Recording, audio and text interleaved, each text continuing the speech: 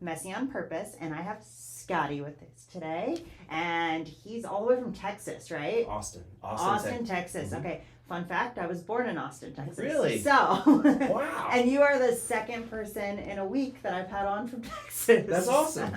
So represent. Yeah. So you want to just kind of tell a little bit about yourself, and Yeah. then we'll go from there? Yeah, I'm a functional aging specialist, and what that means is I help people age well. I also, on the side, I love sports, and so I do a lot of mental performance with like young athletes and stuff like that. Okay. And then I do my own podcast, Just Be with Scottie G, and I'm a huge sneakerhead. So usually people have questions about sneakers and things like that. So. Very interesting. Yeah. I'm not a big sneaker person. I've never really quite understood that, like the whole like certain shoe thing. I'll just be like, oh, those look cool, you know. I think it's like collecting anything, like anything you're into that thing, you collect that thing, and I've been doing this since I was a kid, so like. Everybody's got their things. Yeah. I just don't have like items, you know what I mean? I'm just like, Y'all go on a lot of trips, y'all do a lot of stuff like that? I just like to try different things. Yeah. Like this, like, you know what I mean? Like, Yeah. just try different things. It's Sure. just, I don't get stuck on anything. Yeah. Yeah. My husband's a car guy, so we have enough addiction right Okay, there you go. Yeah, that's his thing. Yeah. So a little bit about what you do. So what does that mean? So I started off as just a personal trainer, just training and all that kind of stuff. And I was lucky enough to have this guy, his name was Dave. When I met Dave, he was 79 years old.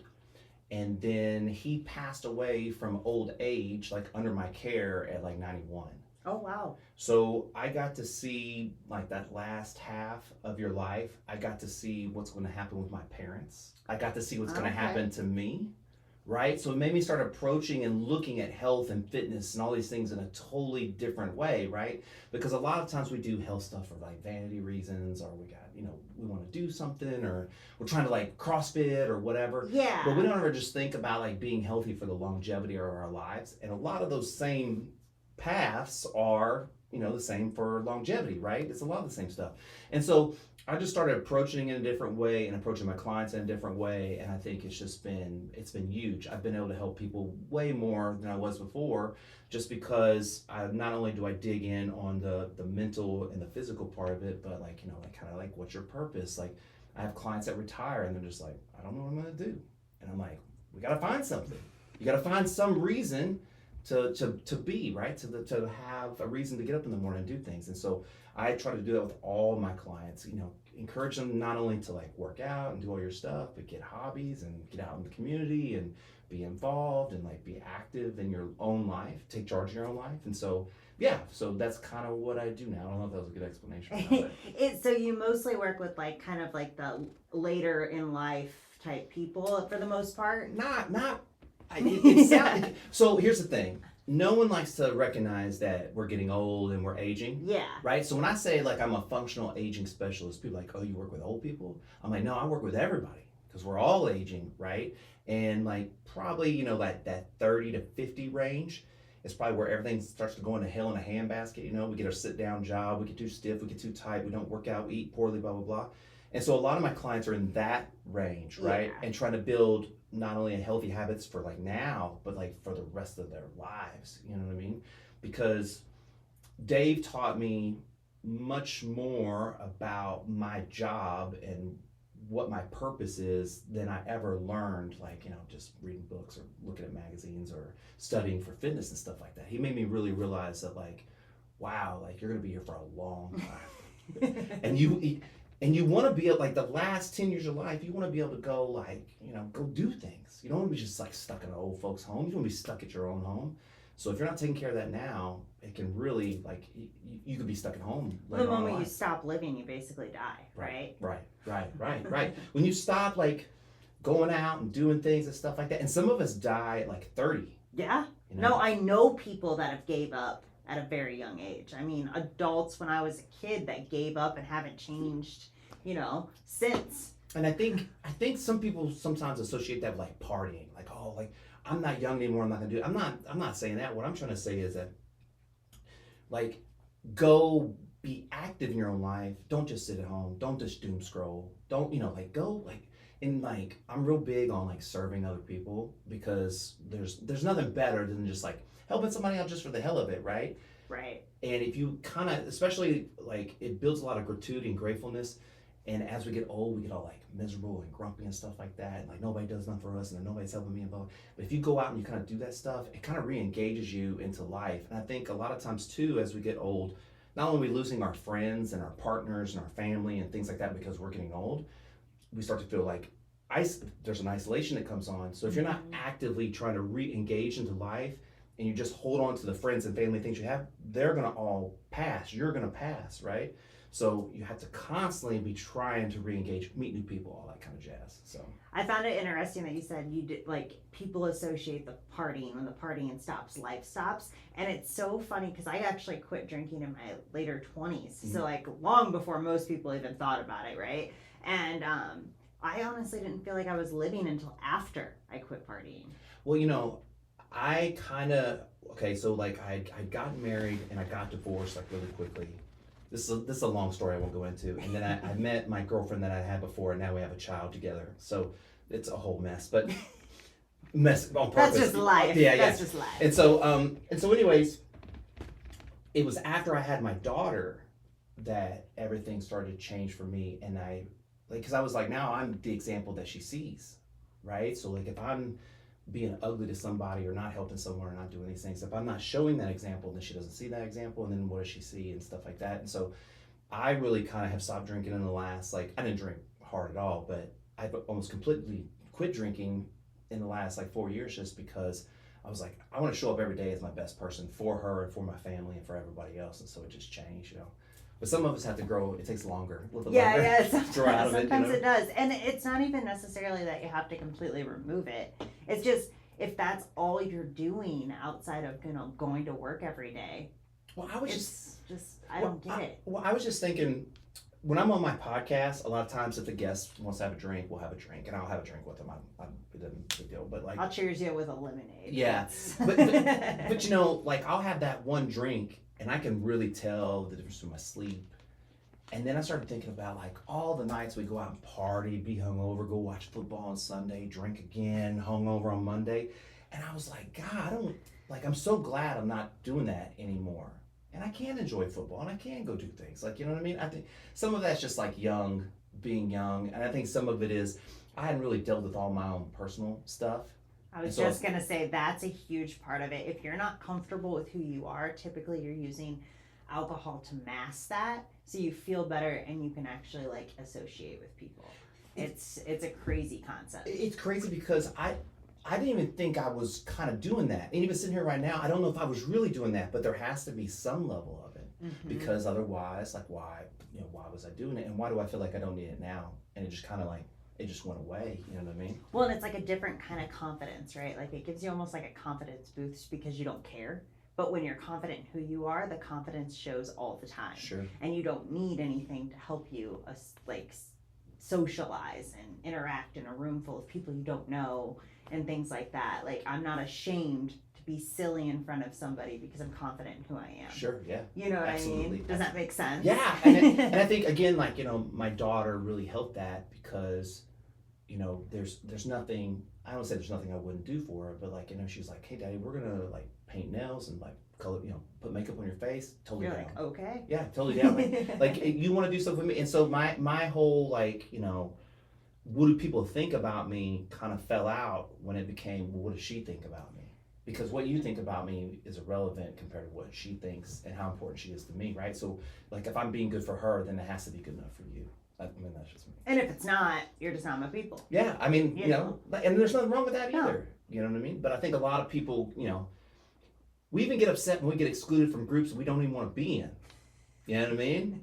Used to. I don't anymore. No, but you know what I'm Yeah. saying? Like people get upset about stuff they don't even want. Like, you know what I mean? And I'm just not like It's like that. Like, I want to be invited, but I'm not going to come. Right. Yeah, I want to feel important, but just like whatever I want to do with it. And that's not kind of how that works. You know what I mean? Yeah. But that's where, like, you end up saying that exact example, right? Like, now you get invited and you feel like you can't say no. Now you're showing up to something you didn't even want to be a part of to begin with. And it's just like this whole cycle of wasted time. Yeah. And just, I put my intentions into so much more stuff. that makes me better now, and it makes my life with my daughter and my girlfriend better now. And I just don't have time to put I don't have enough intention to put on that. You know what I mean? Somebody makes me mad. I don't have time to put intention on that. I got other stuff I got to do. Time is a big factor. This just happened just the other day. I was pulling out of a parking spot, and there was like a car behind me, and there's a lot of cars, and it's a busy parking lot, and I pull out, and I kind of seen this dude was like running, like exercising through the parking lot, right? And I just didn't see him. Like, it was a total accident. So as I just didn't see him, I stopped and I kind of went, and I was like, oh, I'm so sorry. And I drove, right? That dude chased me with my daughter in the truck, like down the parking lot, came down an aisle, and I was like, am I have to whoop this dude's butt, like right in front of my daughter? You know what I mean? And I was just like, so fast forward to today, right? I was going to Starbucks, I was going to cross the street, and this truck had a right-hand turn. He was going to turn. I was like, oh, sorry. He goes, oh, sorry. And we just moved on about our way, right? So you know what I mean? Lighter. Yeah, I don't, that guy didn't have time for that. I didn't have that. The other guy had plenty of time, apparently. And like, what a wasted time to waste it on me when it was an accident and all that kind of stuff, you know? I just don't have that energy. I can't believe that people take the time to have that energy, you know? I think a lot of that is going back to that purpose you were talking about. There's so many people that actually don't have purpose. Yes. They really don't. They go to their 9-to-5 job, they come home, they eat dinner, watch Netflix, go to bed, scroll social media for validation. Yep. And like, that is life, and that is a lot of our society. And I think if you don't have any purpose or anything to live for, you have that extra time where you can dwell on something so small, like getting cut off in traffic or whatever. So the reason other than being here for you today, the reason I'm in Las Vegas is I'm on a little podcast tour of my own. So I'm stopping here in Vegas, I'm going to California, and then I'm going to Arizona, right? And not every time, a lot of times people go like, why do you do a podcast? Why are you doing it? And I'm like, I don't know I kind of don't know. Like, I know like kind of why we started and what we started doing, but at this point it's evolved into something totally different, right? And so I'm trying to really figure out what that is. So you don't know what your why is right now? Of why I do the podcast? Yeah. I do and I don't. You know what I mean? Like, I do it because you know why you started it, but why do you keep going? But okay, so I actually started my podcast. It was originally called A Moderately Good Podcast. That's what the name of the podcast was. And I just started with my friends, and we were just kind of goofing off, and I was inviting my friends over, and I got a couple other people to do some things or whatever. And then at some point it evolved into the thing that, wrapped in with my like coaching, right? And so it changed into something like totally like different, even though it was already evolving like that way, right? And so the original purpose was like me goofing off with my friends. And so this new purpose, it's fun. Yeah, which is fun, right? Yeah. But this new purpose is kind of like, I think about like my daughter thinks I'm on TV. You know what I mean? Because she sees. How old's your daughter? She's 5. 5. Okay, so that's like the perfect age to like think that's so cool. Yeah, like and she takes singing lessons and she loves to sing. Her mom's a musician, so there's this whole thing. And so she'll see me on TV and she'll go like, "Daddy, you're on TV." She has no idea like what that means, right? And so when I think about like her and showing that there doesn't have to be ceilings or roofs, you know what I mean? Like, you can go as far as you go. You have to work hard. As hard as you work is to where you'll go. Like, if you do that, there is no ceiling, right? Yeah. And if I can show her that through the podcast, if something were to happen to me, she would know who I was. I think sometimes I hope that like I have a brother and we grew up the same way, and some of the feelings and things I process on the podcast, I hope that maybe that helps him. Yeah. Allegedly, my parents listen to it, and so maybe they know what kind of son they raised, but like, this is all like good, and it does feel like I have purpose, but at the same time I'm kind of like, but why am I doing it? Like, what is my part of it? And I don't know if I really know, other than serving others the way I have. I was gonna say, like, I feel like it's just that like that want to serve others, right? You make a difference in a couple people's lives, it's worth it. There's this other part though, so I've been doing my podcast for 5 years. And I only put out 26 episodes a year, right? Every other week. And so there's this weird I'm consistent with it. It's the same thing every week. I have a schedule, the whole thing, right? And there's something weird about that consistency that, like, I don't know, it keeps me like going. And then you know what I mean? Like I'm recorded until next year. Like if I stop what I'm doing now, like what happens to all that stuff I recorded, right? And the weird part about that is all that I don't have time for TV. I don't have time to doom scroll. I'm too busy putting all my energy into like going on a podcast tour I'm too busy doing this to worry about doom scroll, those kinds of things. I don't have time. So I don't know. Maybe the purpose for me is just to like help me be the best person I can be, you know? Well, it does help you, right? Like you're continuously doing something over and over again to get better and better at it. Yeah, but that was, the crazy part. That wasn't the start, right? Like that wasn't why it started. So it was almost like this gift that was given to me that I didn't know I was getting, And I tried, when the very beginning, like one of my buddies does like video, and so he'd come in, he'd set up the video, and also, and then, slowly, like I was like, oh, he's like, I'm not coming over, and like this person's not helping this person, and so then it just becomes just me, right? And so once it became just me, I was like, well, I can do whatever I want, and then that's probably maybe where it kind of started evolving to something different, Yeah. Well, and like when you show up every day and you do those things that you tell yourself you're going to do, it develops that discipline and that confidence in you that you can do anything. So telling yourself that you're going to be consistent with this, I'm going to put out an episode every other week, and I've done it for 5 years. Like that is some discipline that you are showing yourself that you can literally do anything you set your mind to. So it's kind of a weird mental thing. But like I'm like that with everything. Like I do an episode every Monday on this. I just started this in December. I have not missed a Monday since December last year. And like that is because I have to have that discipline. I don't want to edit these a lot of the time. And like it's so much work and it's hours of your time. And like it could have been easy just to be like, I'm just not going to make it this week. But I can't do that because then that's showing myself that I can listen to that little bee voice in my head. Yeah. And like it makes me weak. And I refuse to be weak. I can do anything. I just have to do the things that I tell myself I'm going to have to do. What's your biggest takeaway from doing the podcast so far? Just out of curiosity. So the whole reason I started this is because we learn in the messy middle, right? So we don't learn in the highlight reels that you see on Instagram. We don't learn in the mentorships that you see the shiny things, right? Like you join a mentorship and they're like, oh, you can make this kind of money doing this.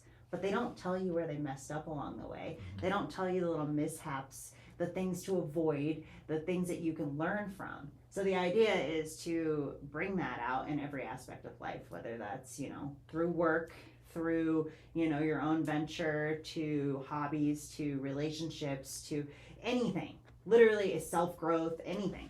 And I started this with somebody. I don't know if you've seen any of the older. No. So there's older podcasts, and I started it with a friend. And we're actually no longer friends. We just went different paths. She had to work on herself, which is fine. And I wanted to keep going. Careful not to get too far out of frame. Sorry. I'm like, I don't think I have it too far. Am I good? We're going to find out. Oh. Yeah.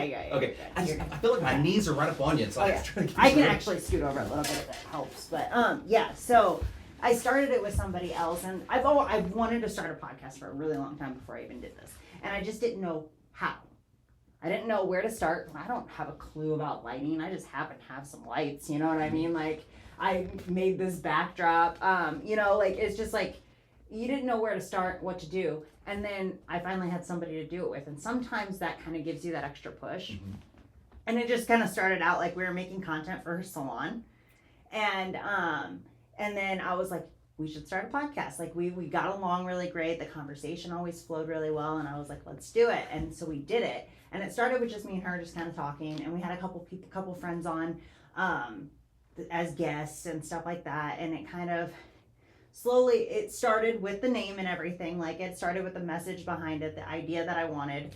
And basically she was just kind of like the guest. I pretty much still did everything. It's just, I'm crazy like that and I have to be in control. But yeah, so it all kind of came together, and then it just got really frustrating because she needed to work on personal things, and like it was affecting the dynamic. Mm-hmm. And I was just like, I think we just gotta separate, like just normal. There's no feelings involved, like at all. Like I I would still go see her at the salon, but she didn't want me to. And, like, so like no feelings involved, we just can't, this isn't working. So separated it, did a quick, within a week I had to have somebody on, I had to record, I had to like do a complete rebrand, everything. And I did all of this in a week. And then kind of rebranded it, and it's just kind of grown from there. I started with just people that I had around here that I could have in person, because I was like, I haven't done any virtual people, so like, and then finally I was just like, screw it, let's try it. And I threw it out there in Facebook groups, and I was just like, hey, who wants to be a guest? And like, I had 40 some responses in 2 days. That's awesome. Of people that like resonated with the name and the message, basically. And that to me was eye-opening, and means that I'm doing something right. Mm-hmm. And so it just pushed me to keep going. And it was just, I don't know. Tell me, okay, I got another. I know this is your podcast. I have one more question. Tell me about that week of rebranding. I'm curious about that. How was that week? So it was one of those things, like I knew this conversation was coming. And like, you get gut feelings. Mm-hmm. I had that. And I was sitting on it, and it was just like, things were just really weird. And I was going to talk to her when we were going to do, like, we scheduled a time to record a couple episodes so we can get ahead, because I like to get ahead. And kind of like you, how you have a year out. I don't have quite that much out, but I did at one point have a couple months out. But yeah, so I wanted to do a couple, so that way it wasn't so like, because it was so hard to schedule with her and everything too. And so I was like, let's just do a couple. And then she ended up, instead of like, because things were a little weird, so I was like, oh, I'm going to have a conversation with her. If I have to rebrand, let me think about this. Like, you know what I mean? Like, I had this kind of flowing already. And then she brought her brother, and I couldn't talk to her. And then, so I had a couple days to like think about it. And then there was an event that she asked me to help with. And so I was like, okay. And I showed up to the event, but like she had zero communication within those couple days for me. So I didn't even know what I was supposed to help with. I ended up showing up, and like another friend of mine put on the event. So I ended up helping anyways, Mm-hmm. just not her. But she just acted super cold towards me. So I left there, and all I could think about was like, what am I going to do? That it was just like the fight or flight, and I'm fighting all the way. So like I spent the rest of that Saturday thinking about that. I spent all of Sunday, and I messaged her on Monday. Monday I started rebranding stuff. By Tuesday I had everything rebranded. The website, like the digital stuff, like everything was rebranded. I had reached out to a friend to be on the podcast, like just so I can get an episode recorded. I planned for like an introduction to like basically season 2, right? Like, hey, we're kind of changing this up. It's going to be me, and going from there, and did all of just pounded it out. Because the only reason I asked is when I rebranded my podcast from A Moderately Good Podcast to Just Be, I did like, it was kind of a very similar thing. Something like just hit me on a day, and I was like, oh, it had like, my coaching stuff was already this, but it was like, it can just be this. And so in that day, I went, bought all the domain names, changed all my social media, went back and rebranded. Like it took me like, because I had already done a bunch of podcasts. So to make it all look uniform, I just rebranded all the cover art, right? I had to go make cover art for all that stuff. And it took so much work. It took a couple of days. And I remember at the beginning feeling like, oh, this feels like a mountain that I'm gonna have to climb, right? And then you kind of just start like, how do you eat an elephant? Like one bite at a time, right? You just kind of one bite at a time. And then you get just this rhythm, and you're just like, okay. And that's like everything. That one little thing made me realize like, oh, sometimes your gut, when it says make a change, like you should trust your gut and make a change. Yep. Right? 100%. Like when you're feeling that, like do it. So, and something like you said, like you're like, hey, I was going to talk to her, but it wasn't the right time. I'm trying to get the right time, and like in waiting, feeling timing, right? Yeah. And like that feeling of timing, trusting my gut. I mean, it was the best thing I did for my podcast. I feel like, because it just you have to, like, you and just I have to. And I didn't want to let go. I love the name of Moderately Good Podcast because it just sums up everything that I'm just like moderately good at everything. Like moderately What good. was in your gut that was telling you it had to be changed? Like what made you like feel like you had to change it? Well, I had a friend come on, And every time I do my podcast, when I'm done, I always ask people for feedback. Like, how can I be better? What can I do? What'd you think? Give me your opinions. What'd you like? What'd you dislike? Because, like, I just want feedback. I just want to know. And he goes, man, the name of your podcast really doesn't represent what you do here, you know? And I was like, fair, but I'm not ready to change it. And so, I don't know what episode that was. We'll say it was like, I think it was in the 60s. And then, you know, months go by and like this podcast is produced way out. And I get to close to like episode like 75 right in there. And I had this opportunity to kind of flip the name almost seamlessly. Like, you know, and I was like, either you take it or you don't take it. Boom. And I just did it. And it just made sense and it felt good. And like ever since, it's just felt like that's what it was supposed to be. Even though I love that name, like on my website, I have old merch on there. Like, just like, you know, old stuff on the Molly Good podcast, because my friend did all the artwork and all this stuff. But the new podcast is like the new name's so much better. It's exactly what I do. It's like, it's just be with me. And so you come in the garage, you sit with me, it's, you know, it's perfect. So. It's funny how like we'll get attached to something. You know what I mean? Like you just kind of get like you have some kind of attachment to like how much you like it, even if it doesn't fit, but your gut's telling you something else. Like sometimes you just have to make that adjustment. You have to push to the next level. So, I guess I started growing my hair out in 19, I think is when I started growing my hair out. And I've had my hair short pretty much my whole life. And like last week, my girlfriend loves my hair long. And I went to her and I said, I'm gonna cut my hair. And she goes, no, you can't, like, whatever. And I was like, no, I'm over it. Like, I'm over it, you know, I'm gonna cut my hair. She's like, don't do it, And then there was a week in between the haircut. And the whole week I was like, and all this stuff. And then I just went and I just cut like all my hair off. Is that why you're wearing the beanie? Because no, you're still like not liking it? Or no. This thing, this has become like, it's weird. This has become my look. It's just a thing. It's just my thing. This is like my safety blanket at this point. Like I've thought I've lost this beanie like twice and was like so devastated and found it. I mean, it's like my go-to, right? And so no, the reason I'm wearing the beanie is just because it's my thing. Yeah. My haircut, I'm totally fine. And I also like, I don't care about my hair. She cares about my hair, but I don't care about my hair. So it's not a big deal. Yeah, not to me, to her. Well, especially if you rock the beanie most of the time. Yeah. That was the other thing. It's like I always had my hair pulled up. I very seldom wore it down. You know, I'm always wearing this beanie. How long was your hair? Well, at one point it was like down to here. Oh, dang. Okay. And then when I cut it, it was about like right here. But I just had it long for so long, I was just over it. My hair was real thick. It's Texas. It's hot. Oh, yeah. I mean, you probably got a lot of that here too. You know what I mean? Hot.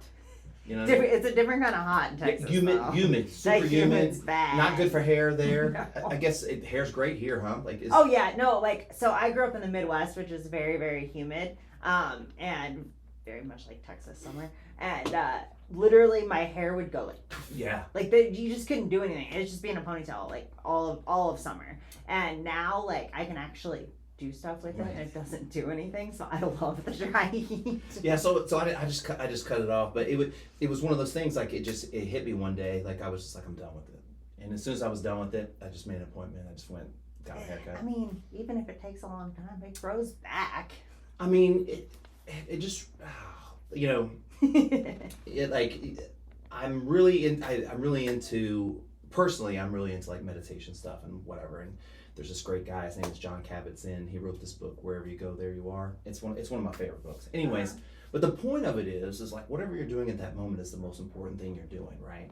And that time, things just happen over time. So like, you know, when I think about my hair, it's just something that happens over time. I don't think about this loss that I have, or it's got to grow out to here. It's just time, you know what I mean? So I think it's a little different for men than women too, though. Like, 100%. And also, like, if my hair had always been long and I cut it off, that'd be one thing. But for most of my life, my hair's been short, and so it's only been long for it's just a phase. Yeah, you know what I mean? You see that all the time, right?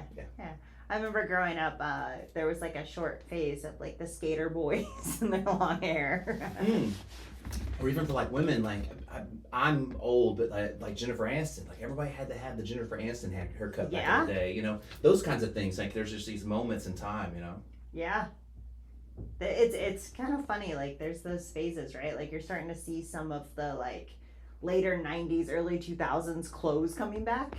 100%. Like baggy clothes are coming back, and I'm here for it. I'm all here for baggy See, clothes. I was never a baggy clothes kind of person. I was just kind of person, like, I'm just not, I've never been like some just really ripped up guy. And so being insecure as I was when I was younger, it was just easier to wear baggy clothes. I feel like you got like the skater boy kind of look. I was to totally, you know? I was totally into like skating and the whole deal. Yeah. Yeah, that was my jam. Have you always lived in Texas, or are you from somewhere else? I'm born and raised in Texas. I grew up in this little town called Edna. It's about 25 miles south of Victoria, which is like the biggest town. Houston's about 2.5 hours in a different direction. But there's only like 5,000 people in my hometown. And so, like, I grew up there, grew up in Texas, and then I ended up going to, let's say I went to San Marcos and then Houston and then back to Austin. And I've been here, in Austin ever since. Yeah. Do you like living in Austin the most out of everywhere you live? Oh, man, I miss Houston a lot. Yeah. I miss, that's my kind of city. Not that Austin isn't great, but, like, just, like, having, like, the 3 sports teams and, like, just, there's so much to do and it's, like, so big. It's my jam. I'm a big rap music fan, too. So, like, it's got great rap music. So, I'm just got a little different vibe to it. Yeah, I mean, and Austin's like great. It's just I don't know, like Austin's great because like it has a super healthy vibe and like it's super community driven and stuff. All these things that you want. It just I don't know. Houston just speaks to me more, I guess. You know what I mean? It's just more my vibe. I don't know much about Houston. I haven't spent a lot of time there. But we go through Austin occasionally, and we'll like go for a comedy show and like barbecue. Yeah, those are now. Like now that there's a lot of comedy there, it's huge. You know what I mean? Yeah. So like the music scene's big. So there's always concerts and stuff to see there. We got really lucky. So last time we were in Austin, we went to one of Tony Hinchcliffe's shows, right? Kill Tony? It was like with not Kill Tony, Okay. It was like Tony and Friends. Okay. And we got to see Ron White. Oh, that's and so cool. Shane Gillis. Shane Gillis, yeah. So like we got really lucky because it doesn't tell you who it is. Right. And like to be able to see Ron White in like a smaller venue was Sure. amazing. Yeah, like what those guys have done to bring comedy to Austin has just been awesome. Super cool. Yeah, super cool. It just helps. It just makes the city that much better. You know what I mean? Like to have another spot for other stuff to come through that's interesting and stuff like that. I will say that downtown area though is a little stabby. Well, it's crazy.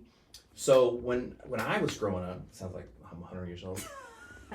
You could, you probably know this. You could walk on 6th Street, right? So they shut down 6th Street on the weekends, and you just walk on the street, stuff like that. But they don't have that anymore. They have actually barricades that are on the sidewalks, and you have to like stay on the sidewalk. And they actually have traffic Friday and Saturday nights, which like I guess was to cut down like crime and like things like that. Yeah. But man, like kind of part of like 6th Street was like walking on 6th Street. It was the chill part of it. Well, that the street was closed and everybody could walk through and you could meet your friends and stuff like that. It's kind of like Bourbon Street in that way, right? But I guess like to your point, there's too much stabbing going on, too many bad things going on, Well, and there was. It just feels uneasy, I guess, and it's probably because we don't drink or anything either. So you walking sober around all of this stuff going on, and I don't know. That's the other thing too, right? Like in being more recently like sober and have stopped drinking. Like, and this is my first time to Vegas without really drinking. Right? It's a different vibe. So it's a different vibe, right? Because like when you're drinking, you don't notice that other people are drinking. You don't notice how intoxicated other people are. Well, and the unawareness of just your surroundings in general, like you just are a little more free flow. Whereas like when you're sober, you're paying attention to everything. Yeah. And I think that that has been another just a big But again, like when your life's a mess, when you're not taking care of yourself, you're not doing those things. Those things probably seem great and they fit what's going on and they fit the role that they're supposed to have. But when you change your lives, those roles change. And sometimes like, you said like letting go of stuff, how important it is to let go. Like a lot of people don't want to let go of alcohol. And it might be the one thing that's like kind of holding you back too, Well, a lot of people use substances in general, not just alcohol, Sure. but just in general. Substances are to forget, right? Mm-hmm. To not care. They want to feel nothing. That is the idea. Right. And that's where they end up in other things and like these prescription drugs and stuff are so, Xanax is like the most popular, prescribed don't feel anything kind of drug, right? Sure, yeah. I've never had one, but I just learned a little more about it the other day. But But like, it's just the idea is they just want to feel nothing. Yeah. Because you don't want to sit with like how you feel and deal with your stuff. You just want to forget. And I think we sit in that for too long and then we don't go anywhere. Well, I had a girl on my podcast and she was talking about like journaling, and I'm always trying to I journal on my phone, but I'm always trying to get my clients to journal, right? And she was saying, like if you actually journal, right, and you start writing your thoughts and stuff like that, and you're complaining and like being, you'll get tired of it. Yeah. You're writing it and reading it, and hopefully you're like, God, this sucks. I gotta change this, right?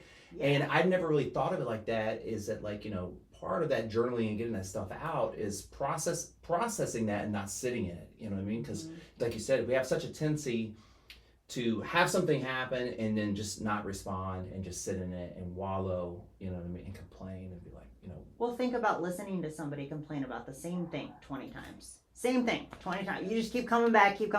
I gave you a solution. You don't do anything with it, right? That's the same thing as like journaling those same thoughts, it's only to you. So now you're taking in that repeated complaining. Maybe. So I can see where you would like be like sick of it, right? Because I get sick of it when people complain to me about the same thing. Maybe that's why my clients won't journal, because they complain to me. Like, you know what I mean? Like I become their journal, you know what I mean? Because like you said, like I have clients that they come to me with the same problems, and we're talking about the same thing over and over again. Yeah. And so like every time I'm trying to like, okay, well, what's a different way I can approach this to get some awareness to them that this is like you gotta do something, I have a client right now, and man, like he's a big drinker, he's a big eater, he's a big traveler, he's big. I was gonna say he's gotta be big. He's big, right? Yeah.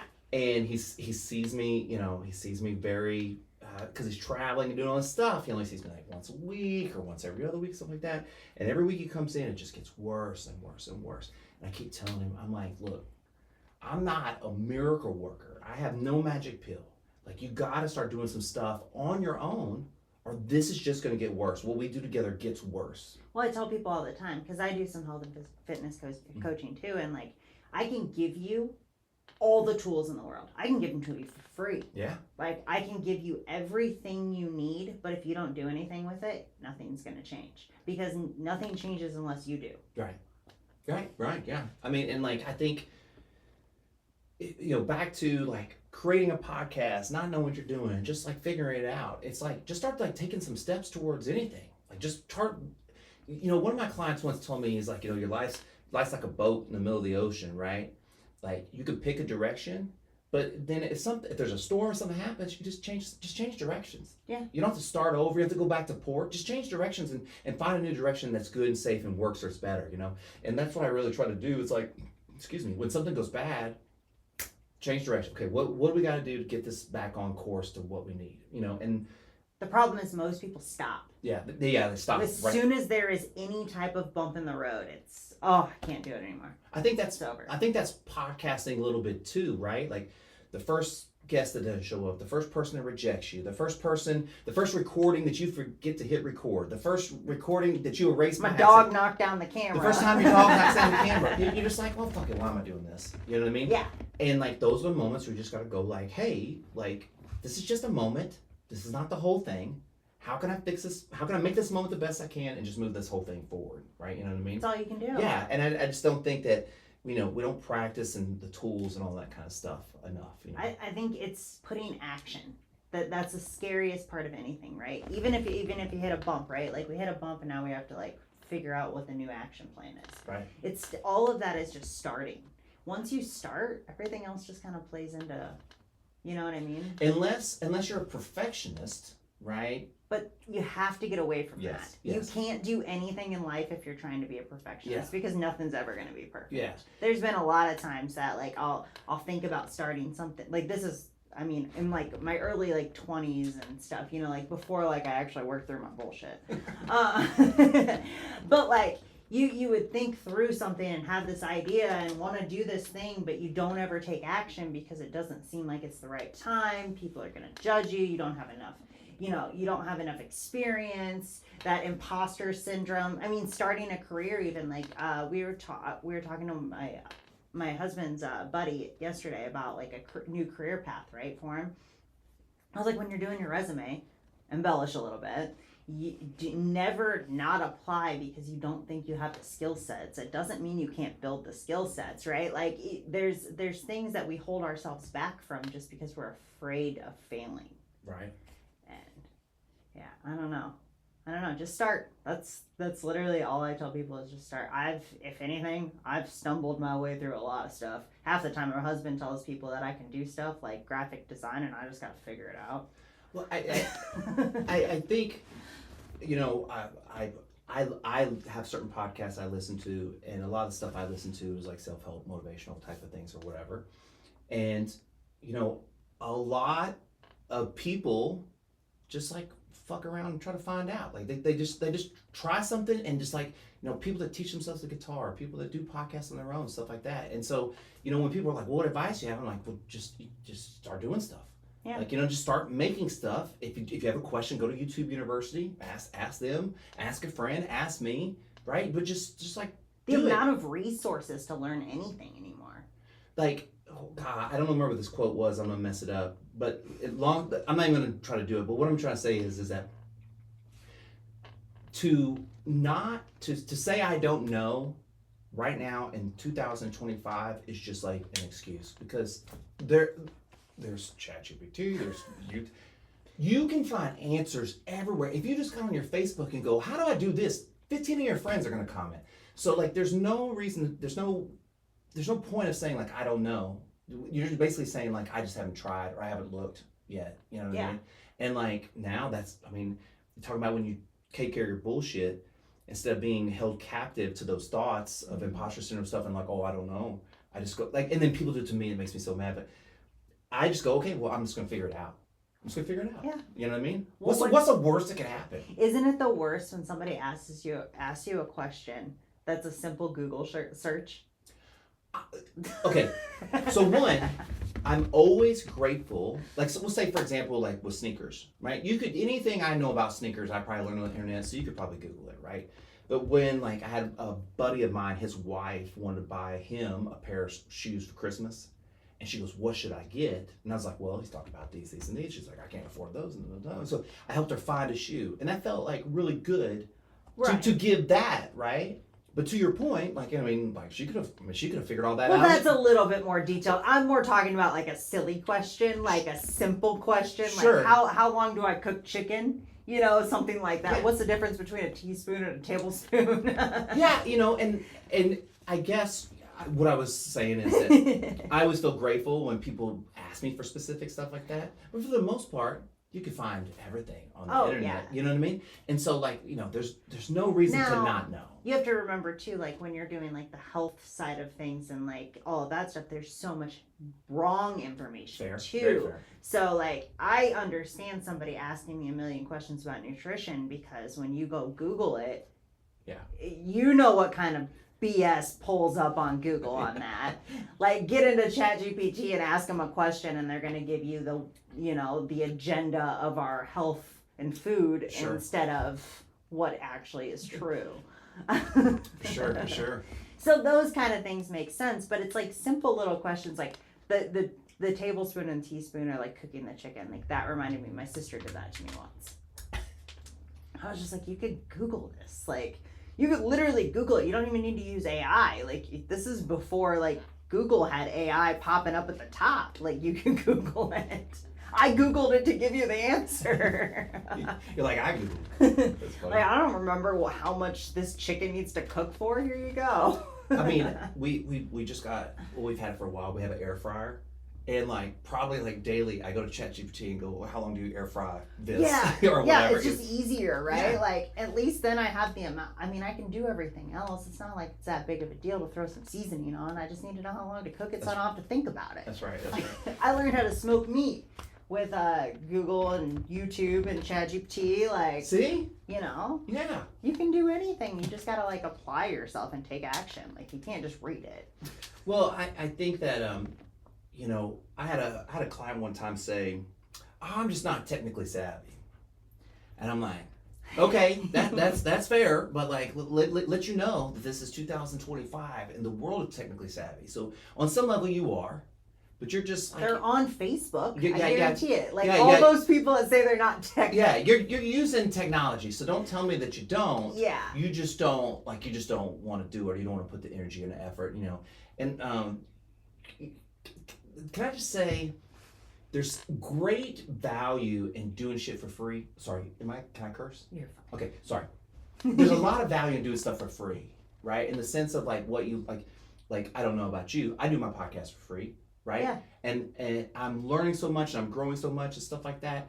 And then that spreads to like other people, but like, I have clients and people that like refuse to do things for free. And yeah, you should get paid for what you do, but also like there's some level of like gratification by just putting good energy and effort into something because you want to, because it means something to you and you're not going to get paid for it. You know what I mean? Yeah. I mean, 100%. Like, there's so many people. There's 2 people, actually, that I work with that I have built workout plans, helped them with their nutrition. They're hitting their goals. They're working towards it. They've been going for probably good, like, 4 or 5 months now. And, like, literally losing weight and everything, I did 100% for free. Because I care. Yeah. It strengthens our team at work. Like, everyone's in better shape. Everyone's doing better. Like, everyone's pushing forward even more because I help them.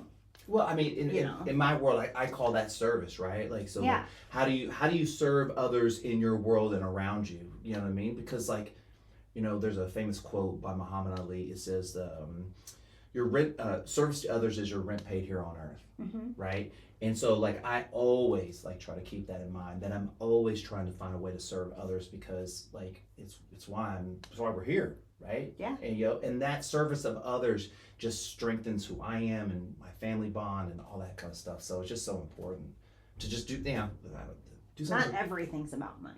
Not every. Now, you should get paid, obviously, for certain things, but get paid for your job. Like, get paid, but also like it's a kind of way of giving back. You know what I mean? Like, it's in a weird way, if you're religious, it'd be a way of like tithing, but you're just tithing to the universe. You know what I mean? And that's the way I look at it. I look at it as like, back to the Google thing. If someone asks me something, I have an opportunity to serve them in some way, even if it's just like telling them how to cook chicken. If that's all they want. It's just sometimes, it depends it depends on who the person is too, though, right? Like, on who asked. Like, it was my sister, so I was just like. Well, I was gonna say, like, you are my brother in that scenario, because my brother's really smart, and I'll text him, I'll go whatever, and like as I'm texting him, I go, he's gonna tell me to Google it, and then he'll go Google it, and I'm like, I want your opinion. I don't want to Google. I know I can Google it. I want your opinion. So. Oh, it's just funny. Oh. You got a thought. I had something, and then it totally escaped my brain. Never mind. You go. Never mind. So, have you always been a sneakerhead? Let's talk about that a little bit. Yeah, I mean, I don't know much about it. Do you go to SneakerCon? I have been to some sneaker conventions. There's like a big one here every year. There's one in Austin. There's a big one in Houston. I've gone to them before, but really like I started collecting sneakers as a kid, and just like kind of kept doing it. And then a lot of it boomed during the pandemic, where people like everybody was buying sneakers and it was like a big deal. But that I was already doing all that. Like, I was already being that person. You know what I mean? Yeah.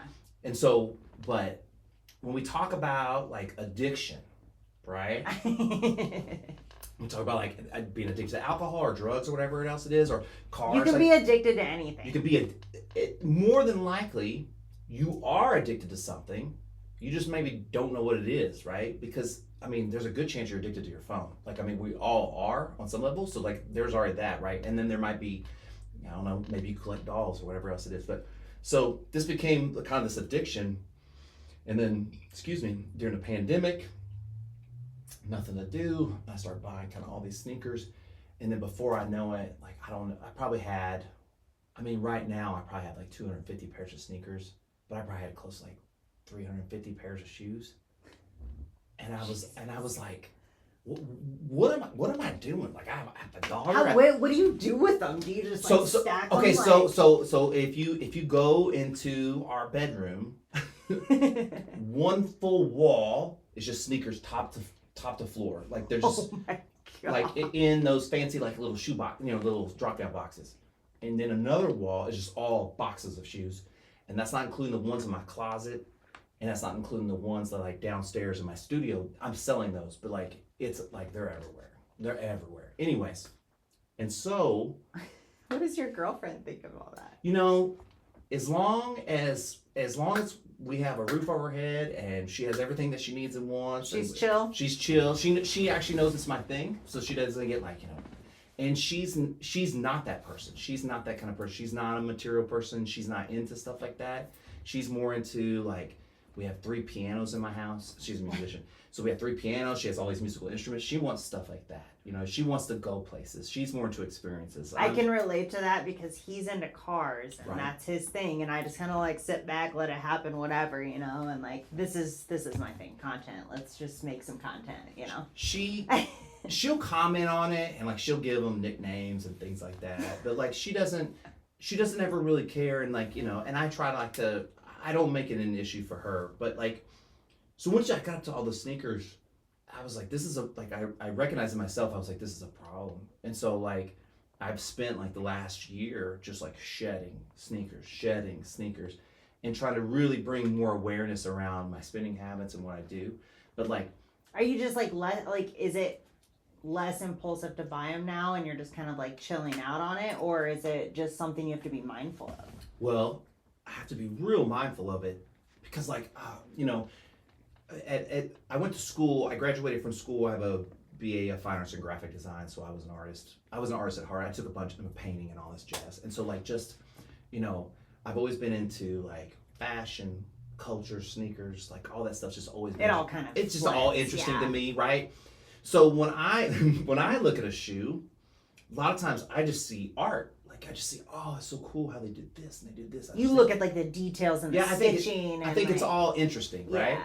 So then I go, well, I need that one. Well, then look at that one. And then look at that one. Oh, that's cool. You know what I mean? You probably have like 10 pairs that I think would look all the same. Yeah, probably so. Yeah, Yeah. probably, yeah. Well, I know I have 3 or 4 pairs that are almost exactly the same, right? They're just different year models of the same exact shoe, right? Oh my god. So like, you know, and realizing all this and like, I was just like, I've got to change this. I got to take care of this, bringing the awareness around it, you know, and just going, only collect the stuff that, you know, how you gonna wear 200 pairs of shoes, but only collect the stuff that you really want, that really means something to you. It has to mean something, you know, and like, don't just collect just to collect and stuff like that. If I was independently wealthy, that was something I could do, but like I'm not. And so, you know, I found this new way to collect and not feel like it's out of control, not feel like it's impacting my family, not in fact it's impacting me and our house with all the shoes and all that stuff, you know what I mean? And so, but that comes down to me sitting down, having awareness around myself and making that change. Like when we talk about losing weight, drinking, having a real conversation with myself, like this is like, you know, because I told myself a lot of time, oh, it's not a problem. And it's so great, I mean, just like an addict, it's not a problem. It's that I could self-awareness behind it now. I could stop collecting shoes whenever I want, you know, blah, blah, blah. But but it's not. And so I really had to handle it like a true addict, you know, which is why. Because that's what it is. It really, You're addicted to buying shoes. Like you are literally addicted to it. It really is, you know what I mean? And so like, if I'm not mindful of it, you know, and maybe it's something I grow out of one of these days, I don't know. But if I'm not mindful of it, I'm going to say if you've been doing this since you're like, it's going to be hard. Yeah, I don't think you're growing out of it. I'm hoping, this is what I'm hoping. I have this kind of bucket list of shoes that I want, right? These certain ones that I want. And I'm really hoping. Like hard to find ones? Is that what they are? Expensive, hard to find. And so I'm hoping once I hit this list that I'll kind of be done. Like these are all like my kind of grail, like these are the ones I kind of want to finish my collection, right? So I'm hoping that once that is, that I'll be done. You know what I mean? Yeah. I think that, I don't know. My car guy downstairs seems to have a new list after he gets to a list, you know, so I don't know. How many they cars? Make new shoes. How many cars has he had since y'all been together? A lot. Over 200 cars probably. Yeah. Like in and out, in and out? Yeah, well, he used to flip them. He's had, he went through phases, you know. So. How many has he got right now? Right now he's only got 3. What are they? Just out of curiosity. I don't even know if I know what they are, but. We got the Raptor. Okay, I know what that is. And then we have an M3, a BMW M3, and then we have the BMW wagon. Okay. So what is his all-time? Do you know his all-time dream car? The one Oh, some kind of Porsche 911. I don't know. He's like he goes through phases though. Like when we lived in Colorado, it was all off roading and stuff like that, right? So we had lots of 4Runners, lots of different off roading vehicles, and like he flipped a lot of them. And then now it's into fast cars, and he wants to go to the track, and that's why we have the M3, and yeah, so it just evolves, and like there's new shoes all the time, so I'm just gonna say that's probably not gonna work. Well, what I really got myself down to was like, I went back and I got a lot of the stuff that I had as a kid or wanted as a kid and stuff like that. Oh, that's another phase he does too. Right. The cars that he wanted as a kid, those are on the list. Right. And so, yes, there'll always be coming out. There will always probably be something I'm interested in, but I'm hoping it slows down. I'm sure it will. I think it slows down because you get more picky on what you want, right? Like you've had a lot of the stuff. Now you want certain ones. So like your list, you want those specific ones. Well, and the stuff I was selling for, like a lot of that money went back to like my daughter goes to a Montessori school. So that went back to like paying for her Montessori school, you know what I mean? So a lot of times when I like think about like buying a new shoe or I think about like I got to pay for Montessori school or whatever it is, it's like, well, she wins. Yeah, she wins, right? You know what I mean? And so, yeah, so like, I don't know, maybe it doesn't, maybe it does. Like it's always going to be there. It's a part of you. Yeah. Clothes and shoes and stuff in general is just a part of me. Like, you know what I mean? It's just who I am. It's part of the artistic stuff. Also, like, right? My dad was a farmer and my mom was a teacher. And so, like, you know how teachers are, like, they always have, like, the sweaters and the It's not fashionable. but my mom was about the sweaters. My mom was about the fashion of being, dressing up nice. And my mom was like, and she took us shopping with her all the time. So I'm sure that's where all that like kind of got it from her a little bit. Yeah. My brother, my dad's a farmer, and so my brother spent a lot of time on the farm as a kid because when I was little, apparently my dad was scared that like something would happen to us, like when you're a new parent. Yeah. But then nothing happened to me, and he was like, "Oh, the little will be fine." So he took my brother all the time. So my brother got way into being on the farm, and I got way into like clothes and fashion. So you kind of miss out as an older child, like they're a little more cautious. Yeah. Well, it's crazy. So my daughter is the first girl. Like my brother I have a nephew, but it was all boys, right? And so my dad is just like he just follows her around like everywhere. He's like, hey, she's gonna get. I'm like, she's fine. Like she's just like every other kid, except she's a girl and they're boys, right? They're the same. But he's so worried about her all the time, and it's so crazy to watch because I've just never seen him like that. But it must have been similar to how he felt about me when I was right. little, It's something you experienced but didn't see. Yeah, and now I'm seeing him. He'll come to me. He goes, hey, you need to go get her. I was like, she's fine. She's fine. He's always. She can hang with the boys. Yeah, no, she totally can hang. That's what I love about her is that she's totally a girl, but she can totally hang. You know what I mean? Yeah. So that's good. That's it. It's so funny. I like how that works. My husband was the oldest too, and he talked about how his mom wouldn't let him have like any toy guns and stuff. You know what I mean? Like all that stuff was just like so bad, right? Or being in martial arts, that's bad.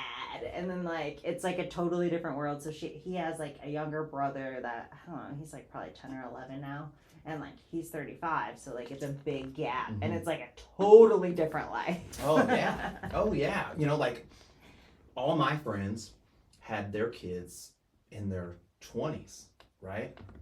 And I didn't have my daughter until I turned 44. And so like even like my life when I was married before I got divorced, like I feel like, I was an okay person, but I definitely, did not have my shit together. And if that person would have been raising my daughter, it would have been disaster. Totally different. And so like, I'm so grateful that it happened at this time because I'm so much different. And it's probably a lot of what, your husband's, experiencing is like his parents are just different, right? Like you've gotten older, you're just different, you're a different person. Well, and I think you're more relaxed. In some things, in some ways, it's not worth the fight. You know what I mean? You've had a lot of stuff happen too, and you realize you haven't died. Well, and I'm sure it's different too, having kids at different times, like versus what time you're a parent, and then what time like you've had children and now you have a child again. You know what I mean? Like it's like kind of a different. I can't even imagine like that gap. Yeah. And what it must be like for his parents. Like you know what I mean? Like it's wild. It's wild. Well, it's a different dad. Sure, so. But still, I mean, like, you know. And then, like, he also has 2 half siblings, like, in the middle. Oh, really? Too, yeah. So, yeah, it's a big gap. I don't know how she does it. I just know that I feel like that I'm a really good parent now, better than I would have been before, but I'm a lot more tired than I probably would have been in my 20s. You don't, like, have the energy being older, but at the same time, you have the more wisdom. Well, I just, like, I can just, like, instead of, like, getting stuff done, she doesn't nap anymore, but instead of getting stuff done, why she napped, I would just nap with her. You know what I mean? I was like, when are we going down for this nap? I'm tired. You know, I mean, it works, right? Yeah. Oh, I mean, she's all levels out. Oh yeah, I mean, and she's wonderful now, and like she's amazing. She really is, like, really awesome. I'm very grateful. Are you gonna have any more kids? No, that was it. Well, this pregnancy was really hard on my girlfriend, and Okay. she's already, let's see, I'm gonna be 50, so she's 44, so it was already bad and risky, so I could only get worse and risky. And she honestly, she was like, she had to have an emergency C-section. So she's like, I don't want to go through that again. Yeah. It was scary too, because like they had to have the emergency C-section because something had happened, and like I'd gone down to get a drink, come back up, and the doctor's like, you gotta come with me. And like we're running down the hallway, and like they're doing the C-section, and then they had to put my daughter in the NICU for like 2 days. Oh no. Crazy. And it was during COVID. We had to live in the hospital. Oh, I didn't even think of the timing. Yeah. We lived in the hospital for a week. We were there for a week. And you can't have any family or No anything family. during that time. And they were like delivering food to the front door, and like, I mean, it was, no. my girlfriend was ready to kill me at the end of that week, you know, because she just had a baby, all this stuff's going on, and like, you know, and we're just stuck in this room together for our entire week. It was crazy because they didn't want to let me leave because Then they you didn't get want you to go back. exposed, The exposed, and come then back you and gotta forth. come, and then you gotta get tested. Yeah, it was nuts. It was nuts. I haven't even. And that's even in like a conservative state during that time too, so it was probably a little better than some other places. Yeah, I mean, like, you know, like they let me go home, and like, because we didn't plan on, we thought we were just gonna be there for a couple of days, right? But then when she had the emergency C-section, they had to keep her and then keep my daughter, so then it became a week, right?